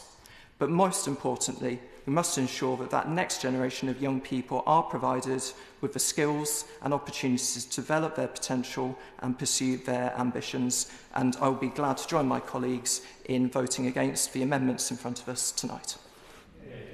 Gareth Snell. Thank you very much, Madam Deputy Speaker. If I may start by joining my colleagues on this side of the House in my opposition to New Clause 1, New Clause 4 and Amendment 6. As well-meaning as they may be, I am impatient for change, Madam Deputy Speaker. Stoke-on-Trent has one of the highest rates of youth disengagement, education, employment or training in the country. As always, when you look at those heat maps, you see the big yellow splodge in the middle of the Midlands, which is Stoke-on-Trent, showing that we have one of the highest numbers of workers in the country who have no form of formal qualification whatsoever, and our young people tend to find themselves unable to access any form of training or support that they need in order to make a future career for themselves. I'd just like to declare my interest as a governor of the Stoke-on-Trent Sixth Form College, as we offer T-levels, and also much like my friend from Chesterfield, I don't have an apprentice in my office, but as of next week, a T-level student will be placed there for the next 18 months to help deliver them in their advancement. My impatience stems from the fact that the necessity to identify the skills that we need in the city that I represent and make sure that the next generation of young people coming through education have them is because that is the only way that I can see that we will fulfil our desire and ambition to rebuild our own economy and find ourselves in a situation where we can attract those higher quality jobs into the city. We can attract those well-paid long-term jobs that mean that we can earn the higher wages and dig ourselves out of the economic troubles that my city finds ourselves in. And that isn't something that I expect or hope that any government should come over the hill as a cavalry with a big sack of cash to say, here you go, here's all what you need. Part of this is upon ourselves to do that, and by matching up the skills that we have, the skills that we need in the city to do the jobs of today, but also the future jobs of tomorrow, is really important. The Local Skills Improvement Partnership, the LSIP, that's been put together by our Chambers of Commerce and with our colleges, has gone some way to achieving that. But as always, it's a bit like wading through treacle, because you get to where you think you're going to be, and all of a sudden there's something that appears that makes it more difficult, and then all of a sudden the people that struggle with that are the young people. So I'm afraid anything that seeks to delay the advancement of this bill, Madam Deputy Speaker, such as New Clause 1, New Clause 4 and Amendment 6, won't be getting my support this evening. I do, however, wish to spend, if I can, a few minutes on my own New Clause 2, which was a probing amendment. It's not intent to cause any frustration or division as I look at the whip responsible for the bill. I'm not seeking to test the House's opinion on it, but I do think it's important that when we are considering what apprenticeships look like in the future and what they mean actually for cities like Stoke-on-Trent, that those level 7 apprenticeships funded by the apprenticeship levy are genuinely an important part of the educational offer available to young people in my constituency. It wasn't last week, it was the week before last, Madam Deputy Speaker, I visited DJH Accountants in Stoke-on-Trent. They're a significant regional player. They are training their own generation of chartered accountants at level 7 using the apprenticeship levy that otherwise would just disappear into the Treasury. They explained to me quite succinctly, and I agree with them, if it wasn't for they simply would not have the available capital or cash to fund the quantity of the training courses that they train through their own means. So the apprenticeship levy allows them to grow a group of young people into chartered accountants. And the young people that I met were all young people. These weren't people who were in the mid or tail end of their careers looking for a final bump before they get to their pension. These were young people who had come in after GCSEs, had done their basic accountancy skills and had their eyes firmly set on a chartered accountancy qualification. The levy was allowing them to do that. And I said to the young people, where are you all from? Expecting them to be from the city, as they all were. I then said to them, where do you want to work once you have your chartered accountancy status? And wonderfully, they all wanted to stay in Stoke-on-Trent and practice the craft for which they had been practicing, they had been learning. And the economic benefit of that to my city is that if it wasn't for the ability of that company to train to a level 7 using the apprenticeship levy as the basis for that funding, they would have to import that labour from neighbouring areas.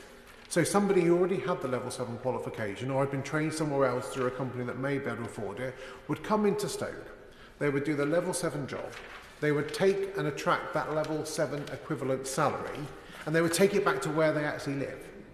And that means that the level 7 salaries that those young people are going to earn in Stoke-on-Trent, that they will spend in Stoke-on-Trent, would end up migrating to other slightly more affluent, slightly more wealthier places in the Midlands. And, you know, candidly, there are many more wealthier and affluent places in the Midlands than Stoke-on-Trent.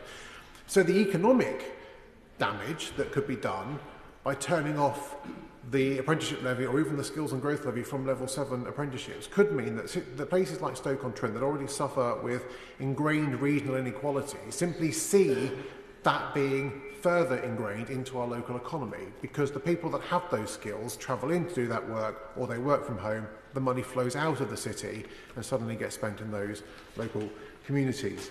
But there's also, Madam Deputy Speaker, the message that we're sending to our young people in the city, that if those level 7 qualifications aren't available to them, they themselves will unlikely have the means to ever pay for that level 7 qualification themselves. Having a level 7 qualification in Stoke-on-Trent is in itself quite a rarity. You are more likely to find somebody with no qualification than with a master's level qualification or an equivalent. So the amendment I've put down to the bill today was a hook to allow this consideration to be taken away by the Minister, because I don't believe for 1 second that it is the determination of the government to artificially stymie or cap the aspirations of young people in Stoke-on-Trent by suggesting to them that those level 7 qualifications are not available to them. I appreciate there are concerns in the system about the levy being used not necessarily for its intended purpose, by taking people through higher level qualifications who already have a career built behind them. And there are obviously organisations and companies that have done that, because rather than send that money to the Treasury, they've sought to upskill their own workers. And I understand why that is something this government wants to get tough on, because that is not what the intention is for. But the level 7 learners that I have met are all young. They are people who have a clear idea of the path and the trajectory of the career they want to take. And this simply makes it more viable and likely to achieve in an economically depressed and deprived place like Stoke-on-Trent. The other side of it, Madam Deputy Speaker, is the University of Staffordshire, 95% of its apprenticeships are at level 6, 5% of them are at level 7. They provide level 7 training for the Ministry of Defence and a number of public services. Some of that is funded by the apprenticeship levy. That is a valuable, an invaluable income stream to the university to deliver that training for people who then go back into the public sector to make it more efficient, to crack down on the waste, and to be able to deliver on those skills that we as a nation are now determining that we need. Some of that will undoubtedly need to be looked at as we're going forward with further defence spending, because there are going to have to be people that have those level 7 qualifications in the defence sector, in the manufacturing companies, in the electrical and chemical engineering companies, who ordinarily in places like Stoke-on-Trent, well, the companies will simply, as I say, not have that capital or cash to do that, and only by drawing down from the apprenticeship levy will they be able to train people locally to do those jobs. And if we're not training people to do those jobs, the opportunity that comes from that investment from government simply won't be felt in places like Stoke-on-Trent. And the regional inequality, as I say, that is already quite clear in my city, becomes more entrenched. And I just want to end, Madam Deputy Speaker, by saying that the Honourable Gentleman from Hertford and Stortford said about finding your career, and that is what I think all of us want for young people in our communities, and that's certainly what I want for those learners in my own city. But that career should take them as far as they want to go. That career should take them, if they want to, up to a level 7 qualification that allows them to build a life and a career and a job that they enjoy and are happy doing. My concern is that the unintended consequence of a government decision to say that level 7 qualifications will no longer be available from the apprenticeship levy will mean that in cities like mine, that aspiration is capped, that ambition is capped, because the cash and the capital is simply not there to allow those young people to meet their demands. So whilst I have absolutely no truck with support for the delaying amendments of the parties opposite, and have no intention of doing anything with this amendment other than sitting down in a moment, I do hope that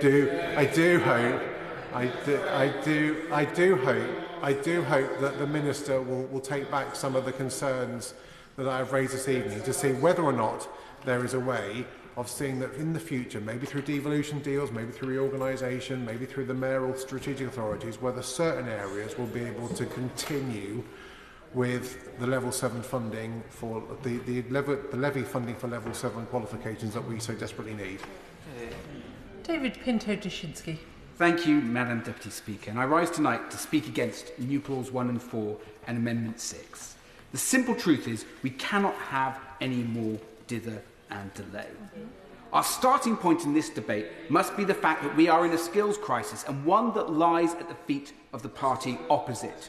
26 years ago, I worked on the New Deal Task Force for the Labour government of that time, clearing up the mess that the previous major government had left in the skills system. Fast forward over a quarter of a century, and once again we find the Labour government having to clear up the mess in skills that the party opposite left. The facts are stark. Today, only 10% of all adults hold a level 4 or 5 qualification versus 20% in Germany and 34% in Canada. 26% of the workforce are underqualified for their jobs versus 18% as the OECD average. What's more, the UK has higher skills inequalities than other equivalent countries. Adults in the West Midlands are 3 times more likely to lack basic qualifications at GCSE levels than those in London. If we reach German levels, an extra 290,000 people in the West Mids would have higher level qualifications. And while 71% of Londoners look set to have higher education by 2035, in Hull, the figure is only 29%. And the system is not just struggling to provide our people with the skills they need, it is failing to provide employers with the skills they need to drive our growth. 1/3 of UK vacancies in 2022 were down to skill shortages. For instance, 92% of employers cite digital skills as key for their businesses, and yet 7.5 million working-age adults lack them. The skills system, the party opposite, left behind, is letting down our people and is holding back our economy. Now, the member opposite talked about what's needed. Well, let me tell you what's needed. We need a more strategic approach, one that identifies skill gaps and flexibly coordinates the government response to address them. It needs to be integrated, and it needs to take a more strategic view. And this is exactly what Skills England does. Skills England has already started its work, publishing its first report, and will issue announcements late to this year on sectors to support the industrial strategy. It will act as a key ingredient in delivering that strategy, and it will unlock skills the employers need. It already exists in shadow form. Skills England is ready to go. Business is crying out for it. And yet what we've heard today are 2 suggestions. The first is that despite that, we should delay further. For 6 months, in the case of New Clause 4, for at least a year, if not longer, in the case of New Clause 4 and Amendment 6. To those proposing this, I say simply this: enough debate. We need to get on with the job. What you're proposing isn't constructive and will simply slow the process of turning this country's skill gaps around down. The second thing we've heard is that Skills England and the IFATE should jointly run together. This, for at least a year, with their separate and in some cases, as the member opposite pointed out, conflicting remits. Well, let's be clear. This will only create chaos, with the different organisations stepping on each other's feet. The different remits will, if anything, dilute the impact of industrial strategy. And given all he's proposed, the risk is that his proposals will lead, as my honourable friend has pointed out, to the recreation of the failed organisation by the back door. Madam Deputy Speaker, it's time to put an end to this blocking and fiddling. Skills England was in the government's manifesto. The public voted for change, and Skills England is a key part of delivering it. Let's end the delays, defeat these amendments, get Skills England set up, and get on with the task of delivering for the British people. Thank you. Shadow Minister Neil O'Brien. Thank you, Madam Deputy Speaker. And I find myself in complete agreement with the Honourable Member for St Neots in mid-Cambridgeshire. And our amendments, New Clause 4 and Amendment 6, are very much in the same spirit. There were good reasons why standard setting was put at arm's length and closer to employers. And now the government are bringing it into the department. And alongside other changes like shortening apprenticeships and axing higher apprenticeships, that risks damaging the status of these qualifications, which we've been working to build up. Now, the budget was bad for employment, and it will make it less likely that businesses will take on apprentices. But rather than addressing the problems that they're creating, the government is reorganising, and it's the umpteenth reorganisation in recent decades. And the government's own recent impact assessment says that the reorganisation will lead to a delay and a drop in apprenticeships, hence our amendment this evening. Now, for decades, politicians have said that they want to make apprenticeships more prestigious.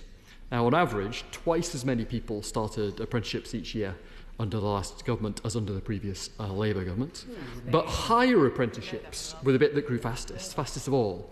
The number of people on higher apprenticeships went from just 3,000 in 2010 to 273,000 last year, a huge increase. And we increased the quality of apprenticeships too, which was much needed, as has already been alluded to by my honourable friend from East Hampshire.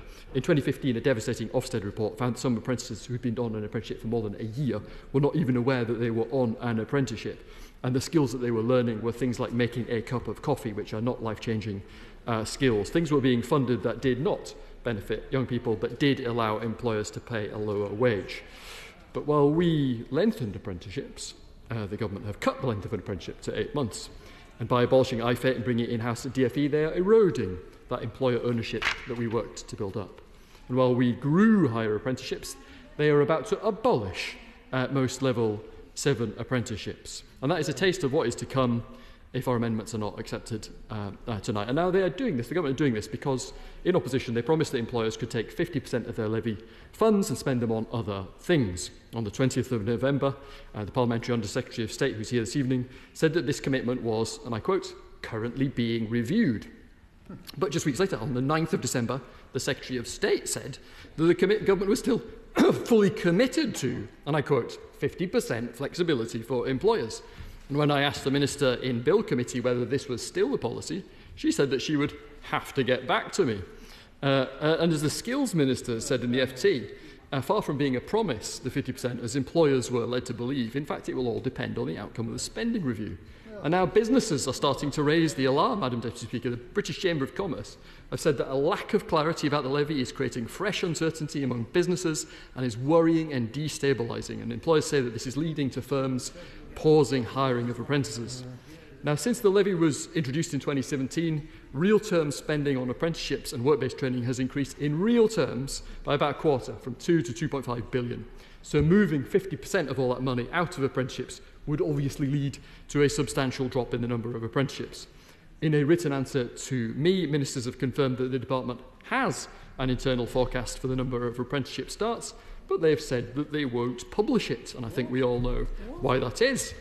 Now, the last government moved to make it more attractive for SMEs to take on younger people, and from April, 16 to 21-year-olds have had 100% funding rather than requiring the 5% employer contribution. We need to build on that and cut bureaucracy for smaller businesses. But the government's answer is different. They plan to abolish the highest level apprenticeships and to redistribute the money. And I have to say, I thought that the speech, the brilliant speech by the honourable member for Stoke-on-Trent Central on his Amendment 2 was so right. I won't be as articulate as he was, but I'll try to add to the points he made, and I really hope that the Minister will listen to his wise colleague on this. Because employers and educators can see that this is a trial run of what it will be like as ministers take more control with this bill, and they are warning it is a big mistake. For example, Dan Lally at Sheffield Hallam University says that level 7 cuts will, I quote, disproportionately impact on public services. We are meeting vital skills gaps in disciplines such as advanced clinical practitioners. These are NHS workers, civil servants and local authority employees. A high number of our level 7 apprentices come from the areas of the highest deprivation. For example, level 7 apprentices are absolutely central to the NHS's own long-term workforce plan. And last year we saw the government's very, very disappointing decision to cancel the level 7 doctor apprenticeships. And that means there will be a shortfall of about 2,000 medical places a year. Students who'd already started on that route on the medical doctor apprenticeship have been left in limbo, very sadly. And I'm concerned that the government will now do something similar to nurses as part of the level 7 cuts. The NHS's own workforce plan proposed an extra 50,000 nurses coming through the apprentice route. About a quarter of them tend to be on Agenda for Change Band 7, typically requires a master's equivalent. So you expect about 11,000 of those nurses to be coming via level 7 apprenticeships. If the government gets rid of them, that is a huge hole in the NHS plan.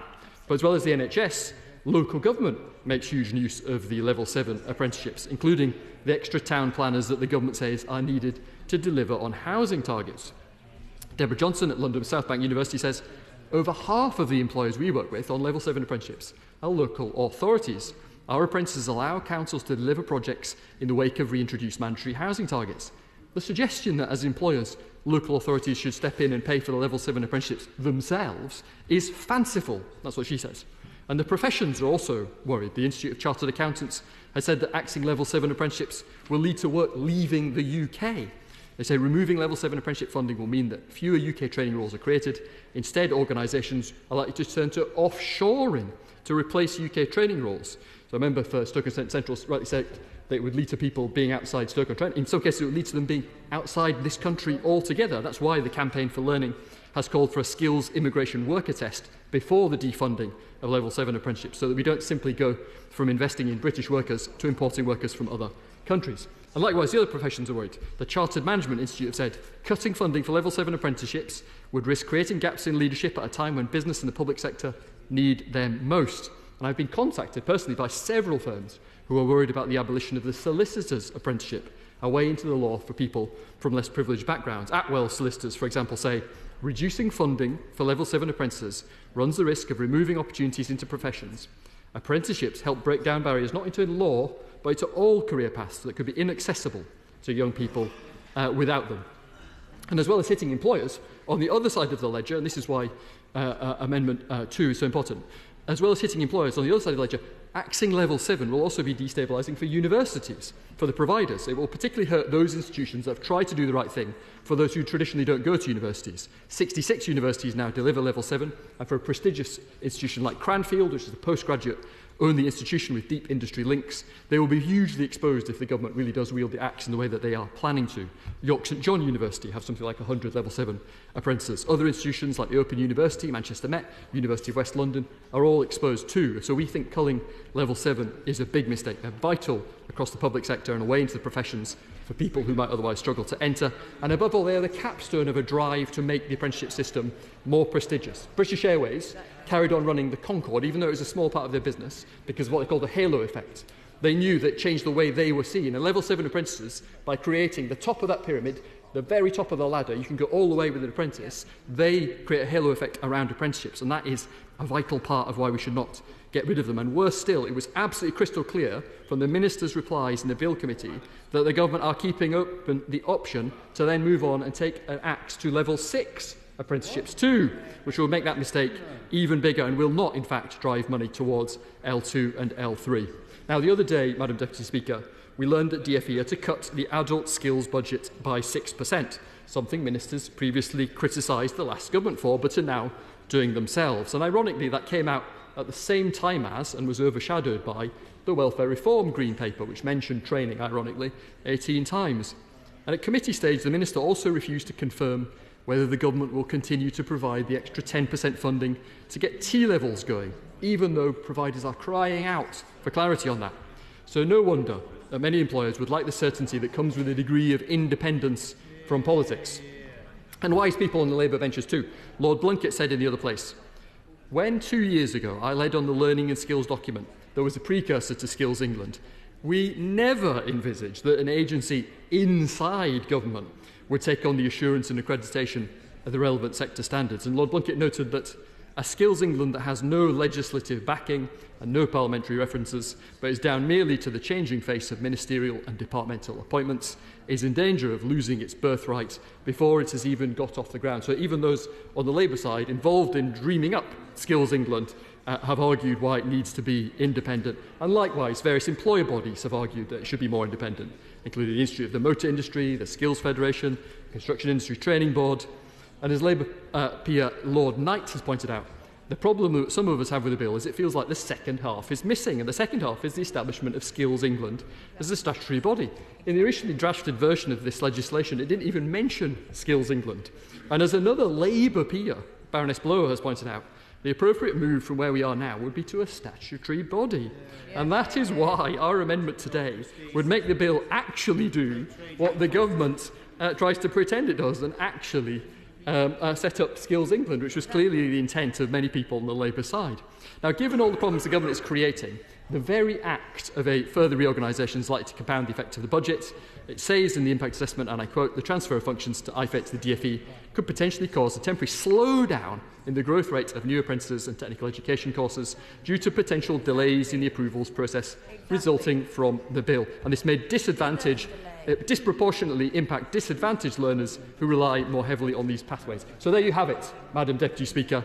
Employers and educators criticising the uncertainty the government's creating, Labour peers arguing that Skills England should be made independent, but the government ignoring those on their own side with experience, employers warning against axing valuable qualifications, but the Skills Minister determined to end them. Yet another reorganisation, yet more centralisation, no clear vision. Madam Deputy Speaker, it's another big mess. So, Janet Davey. Thank you, Madam Deputy Speaker. I would like to thank honourable friends and honourable members for their constructive engagement throughout this debate. However, listening to the Shadow Minister, one would think this is all doom and gloom. It's actually a new season of growth and skills. We are springing into action, and I encourage the honourable member not to be stuck in the past. Now, as I've said before, including when we discussed the bill in detail at committee, and with this said, it is very wonderful to hear from other members about the passion across this House for improving our skills system. It is clear we all share a desire to better meet the needs, the skill needs of employers and indeed learners. This government is determined to unlock growth. We are determined to spread opportunity, and this bill will help us to deliver the change that we absolutely need to see. And I'll start by speaking to the new clauses and the amendment that has been the subject of the debate this evening, before touching on the other new clauses and amendments tabled by honourable members. Now, turning... Giving way. I wonder if she could explain to the House, in answer to the points made, not least by the member for Stoke-on-Trent Central, the rationale behind eliminating Level 7 apprenticeships. Janet Davey. Thank you. Well, first of all, I'd like to say that if he would just, if the honourable member would just give me a bit more time, I'll be able to elaborate and respond to members as we go. And in particular, to the points he has made, information will be coming out in due course, but I will also, as I said, respond to that. Now, turning to new clauses 1 and 4, which both relate to the creation of Skills England and its legal status. New clause 1, tabled by the honourable member for St Neots and Mid-Cambridgeshire, would require the Secretary of State to lay draft proposals for a new executive agency to be known as Skills England within 6 months of royal assent. New clause 4, tabled by the honourable member for Harborough, Oadby and Wigston, would require the Secretary of State to establish Skills England as a statutory body. Our position that we establish Skills England as an executive agency remains extremely clear and is entirely in keeping with the usual process for establishing arm's-length bodies. The Department is complying with the robust and vigorous process that applies across government for establishing executive agencies. The executive agency model balances operational independence with proximity to government. This is needed to inform policy and support delivery of the government's mission. And the model enables us to move quickly, which is vital given the scale and urgency of the skills challenges we face.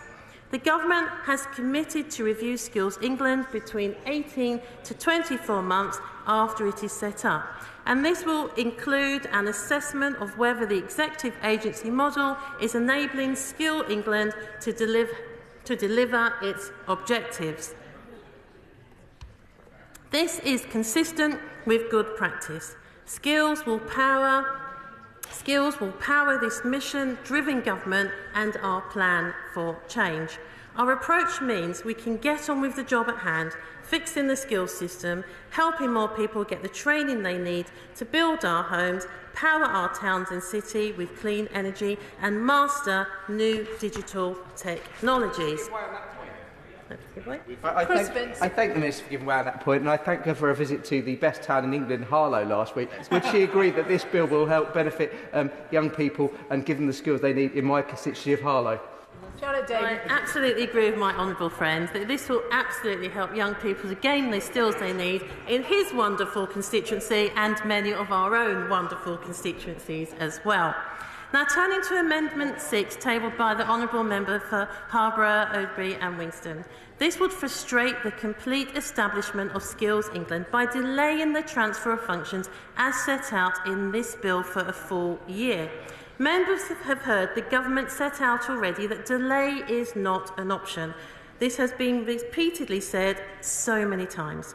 But they should not just take my word for it. Technology training provider QA have said that this is a pivotal moment for shaping the skills system to meet the UK's industrial and economic needs. And they are right. The complex and fragmented nature of the skills system is contributing to critical skill gaps in our economy today. Opportunities are being missed today. Growth is being held back by a lack of skills today, and we cannot afford to be sluggish in our pursuit of a more joined-up, data-driven approach. Now, the first set of apprenticeship statistics under the new Labour government, we saw an increase in starts, participation and achievement as compared to the same period under the Tories in 2023. Even in the Honourable Member for Harborough, Oadby and Wigston's constituency, when they were in government, starts in his own constituency fell by 13%. Almost 100 fewer people starting apprenticeships on their watch. This government marked National Apprenticeship Week with a set of reforms going further and faster on growth. Under his government, a third of vacancies were due to the lack of skills. But we will press on.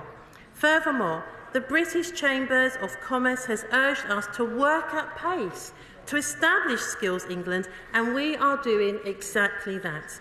Since being set up in shadow form, Skills England has got to work.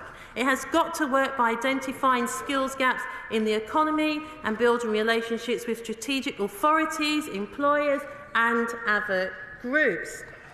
Indeed, Skills England works with mayoral, strategic authorities and other forms of regional governments, as well as regional organisations, to ensure that regional and national skill needs are met in line with the forthcoming industrial strategy.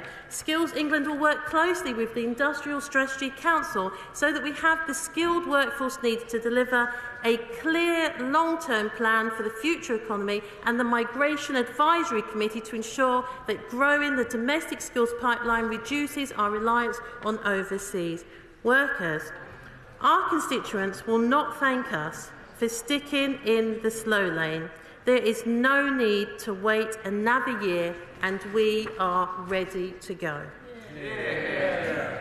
Now, turning to new clause 2 and 3, tabled by the Honourable Members for Stoke-on-Trent Central and Harborough, Oadby and Wigston respectively, these new clauses would impose a duty on the Secretary of State to publish within 1 year of royal assent reports on the impact of the Act on T-levels and higher education. Members will be aware that we have already included in the bill a duty for the Secretary of State to report on functions transferred from IFATE that will be exercised by Skills England, including their impact on technical education and apprenticeships.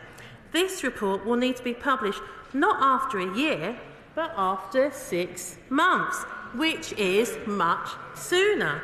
We have therefore already made commitments to transparency on the face of the bill, a commitment which was welcomed by stakeholders, including the Association of Colleges, in their written evidence at the committee stage of this bill. We all agree that T-levels and higher education are central to fixing our skills challenges, and as I've made clear at committee stage, Skills England's 6-month report will include necessary information on T-levels as well as technical education and apprenticeships delivered in higher education settings. The party opposite has argued that we must avoid Skills England being overlooked and distracted from its important work. Surely then we should avoid forcing it to spend its first year producing more and more reports covering the same issues. Yes.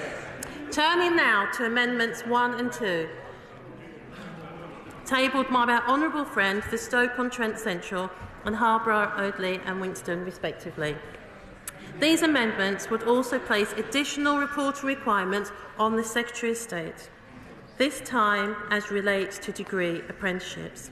As with T-levels and higher education, the report the government has committed to provide after 6 months will necessarily include information on apprenticeships, including degree apprenticeships. Amendment 1 specifically about funding for these apprenticeships. We are setting Skills England up to build the evidence and partnership needs to deliver change. But policy and funding decisions on skills provisions will not sit with Skills England. They will continue to sit with the Secretary of State. This is entirely right and appropriate. Nothing in this bill changes that, and we'll be setting out more information on Level 7 apprenticeships in due course. Gareth Snell. I thank the Minister for giving way. If I've heard her right, then the report that comes out will include aspects of the implications for higher degree apprenticeships as part of the first initial report, but that the funding decisions will still sit separately with the department, as it should be.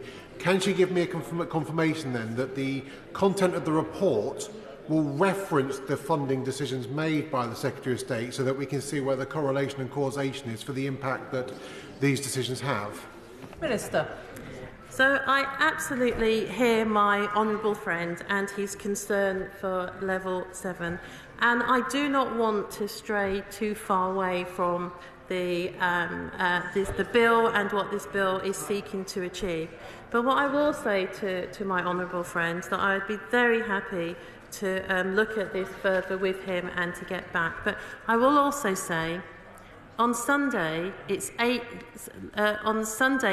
years since the levy was introduced, and only now, under a Labour government, are employers getting the flexibilities they've been crying out for. Flexibilities on length responding to industry needs, on maths and English recognising the need of the job, and getting young people a foot in the door to start good careers. In 9 months, this Labour government is cutting through red tape, driving the skills our employers need, showing that Labour is the party of business.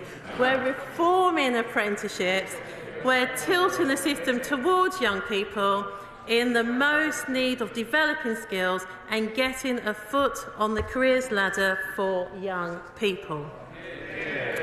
Now, turning to Amendment 3 and 5, again raised by the Honourable Member for Harborough, Oadby and Wigston. These amendments would create a statutory duty on the Secretary of State to have due regard to the reasonable requirements of employers and individuals when considering whether to approve a standard or assessment plan where they've been developed by a group of persons. As I made clear in my response to the Honourable Member at committee, the Secretary of State was already subject to a general public law duty which requires that they take into account all relevant considerations when making decisions related to the functions for which they are responsible. There is therefore already a requirement that when executing the functions described in this bill, the Secretary of State considers and balances the needs of different users of the system. In fact, the public law duty is broader than the factors listed in the proposed amendments and includes, for example, consideration of value for money and quality.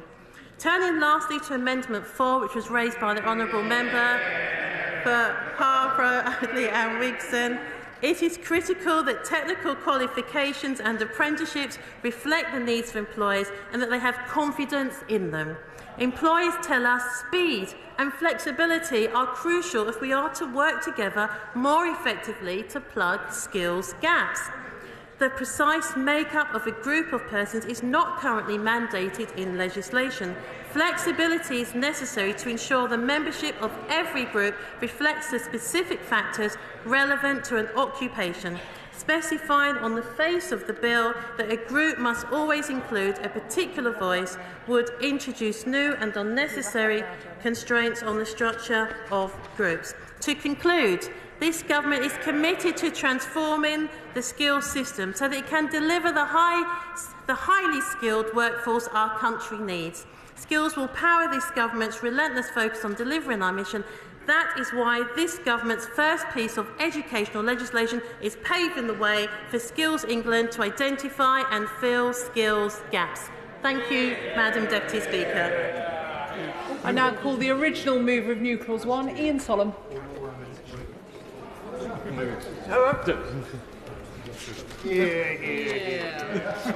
The question is that New Clause 1 be read a second time. As many as of that opinion say aye. Aye. Of the contrary, no. No! No! Division! Clear the lobby.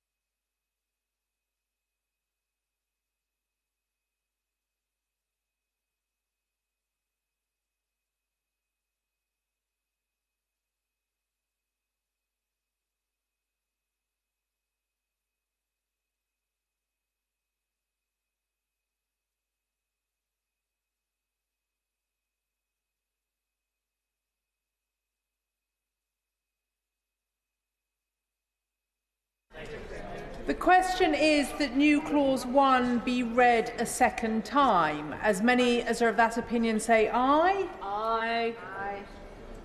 To the contrary, no. No. Tellers for the ayes are Tessa Munt and Susan Murray. Tellers for the noes, Vicky Foxcroft and Jen Kitchen.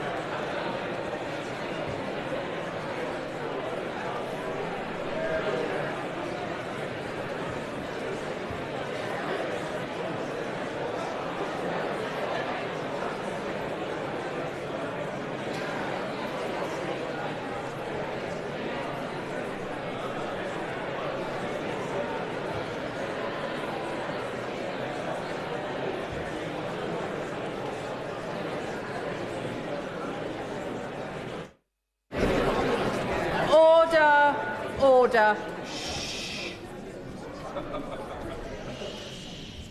The ayes to the right, 168. The noes to the left, 302.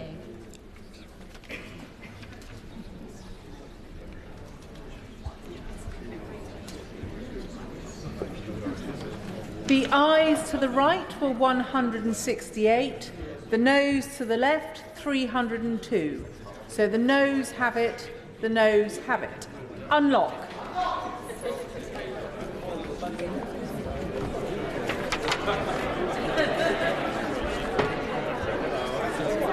New clause 4 has been selected for separate decision. I call Neil O'Brien to move new clause 4 formally. England. The question is that new clause 4 be read a second time. As many as of that opinion say aye. Aye. Of the contrary, no. No. Division. Clear the lobby.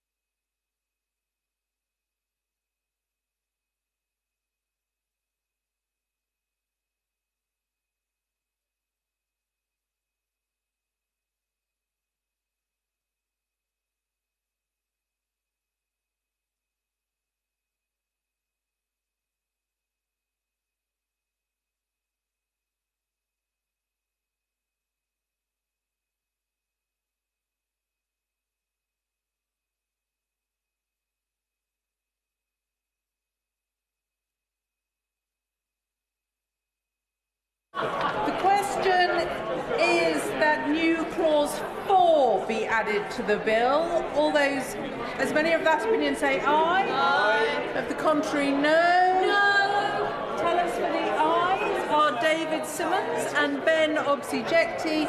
Tell us for the noes, Vicky Foxcroft and Jen Kitchen.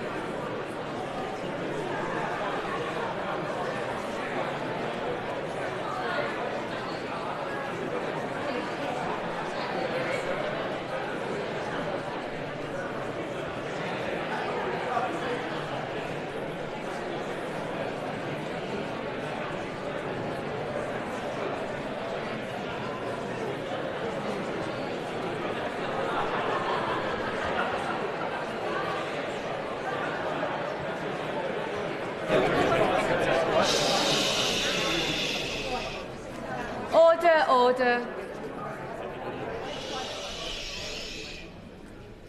The ayes to the right, 167. The noes to the left, 306.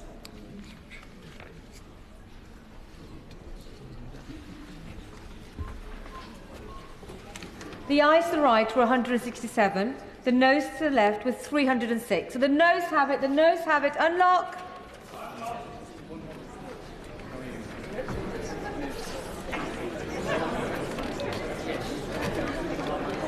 Order under the order of the House of the 25th of Feb. Mr. Simmons, will you be seated? 25th of Feb. I must now put the questions necessary to bring proceedings on consideration to a conclusion. Amendment 6 has been selected for separate decision. I call Neil O'Brien to move the amendment formally. Move formally. The question is that Amendment 6 be made. As many of that opinion say aye. Aye. contrary, no.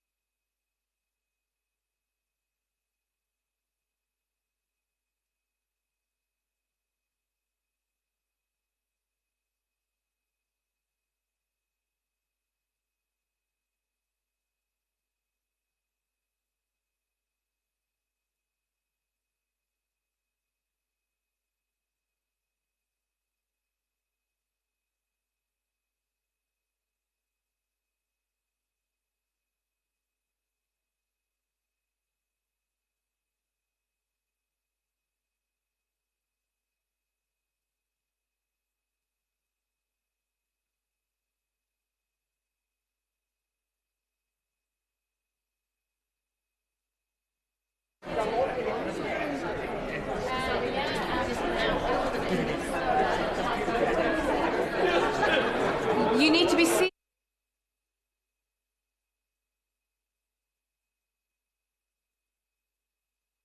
The question is as on the order paper. As many of that opinion say aye. Aye. On the contrary, no. No. Tell us for the ayes of David Simmons and Ben obviously ejected. Tell us for the noes of Vicky Foxcroft and Jen Kitchen.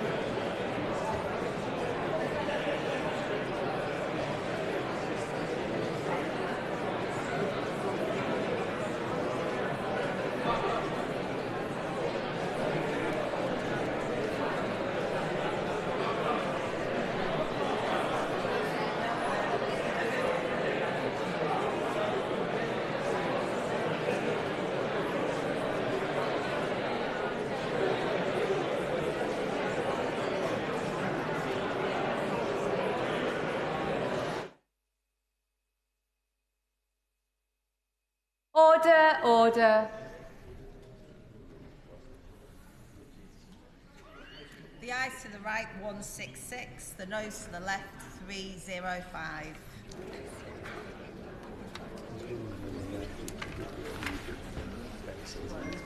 The ayes to the right, 166. The noes to the left, 305. So the noes have it. The noes have it. Unlock.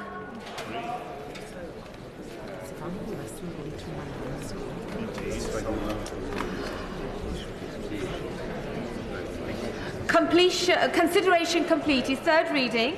Now. Minister to move third reading. Minister Janet Davey.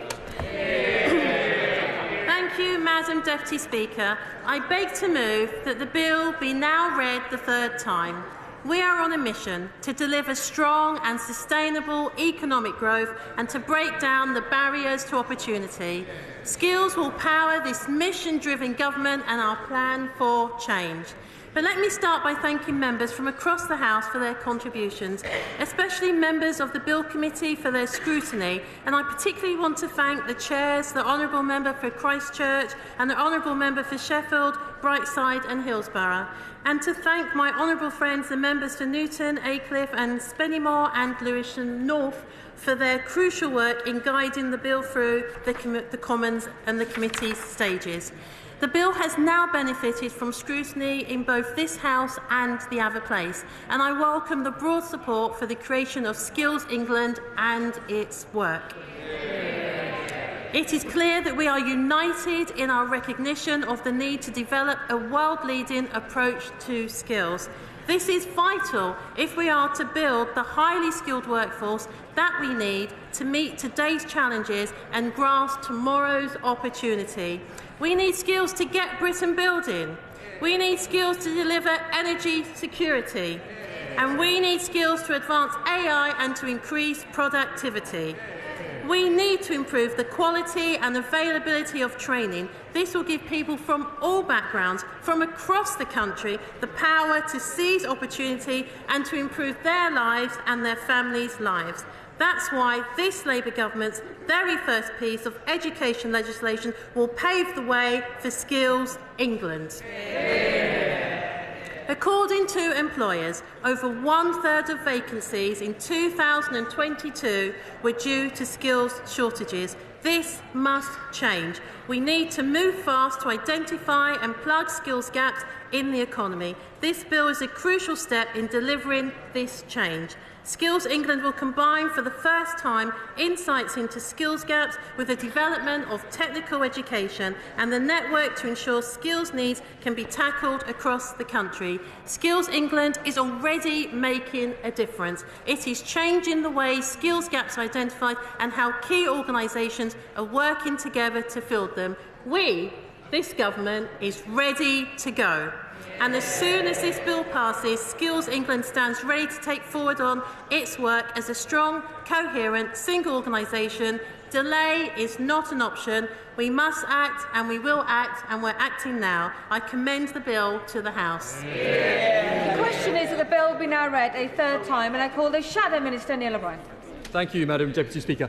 I already read out quotes from employers, those in education and those in the public services warning about some of the problems that are building up in the skill system because of the decisions the government are making. Now, the government this evening have decided not to listen to some of the wise people, including the former Education Minister, on their own side.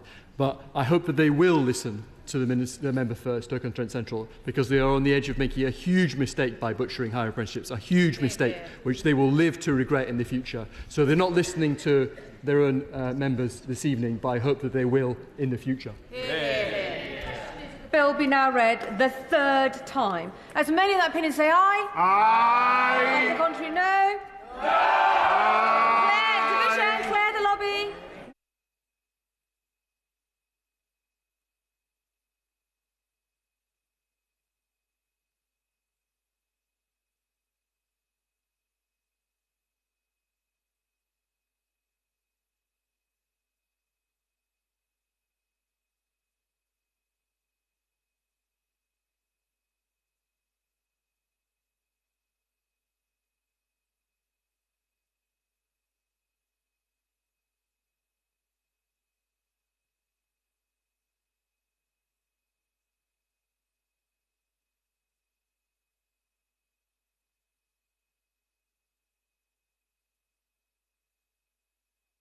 As on the order paper, as many of that opinion say aye. Aye. Of the contrary, no. No. Tellers for the ayes are Vicky Foxcroft and Jen Kitchen, and the tellers for the noes are Tessa Mudd and Susan Murray.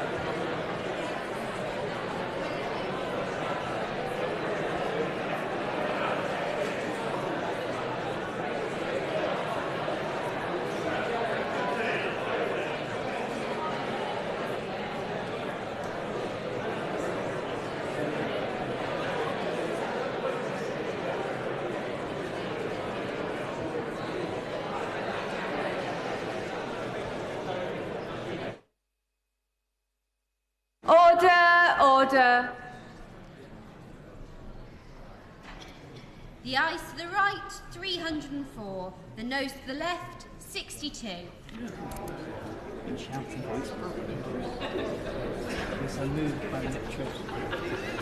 The ayes to the right, 304. The noes to the left, 62.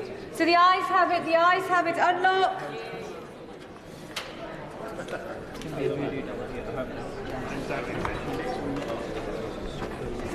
That concludes that business. I now go on to motion number 3 on agriculture. Minister to move. I beg to move. The question is, as on the order paper, has made that opinion say aye? Aye. Of the contrary, no. No.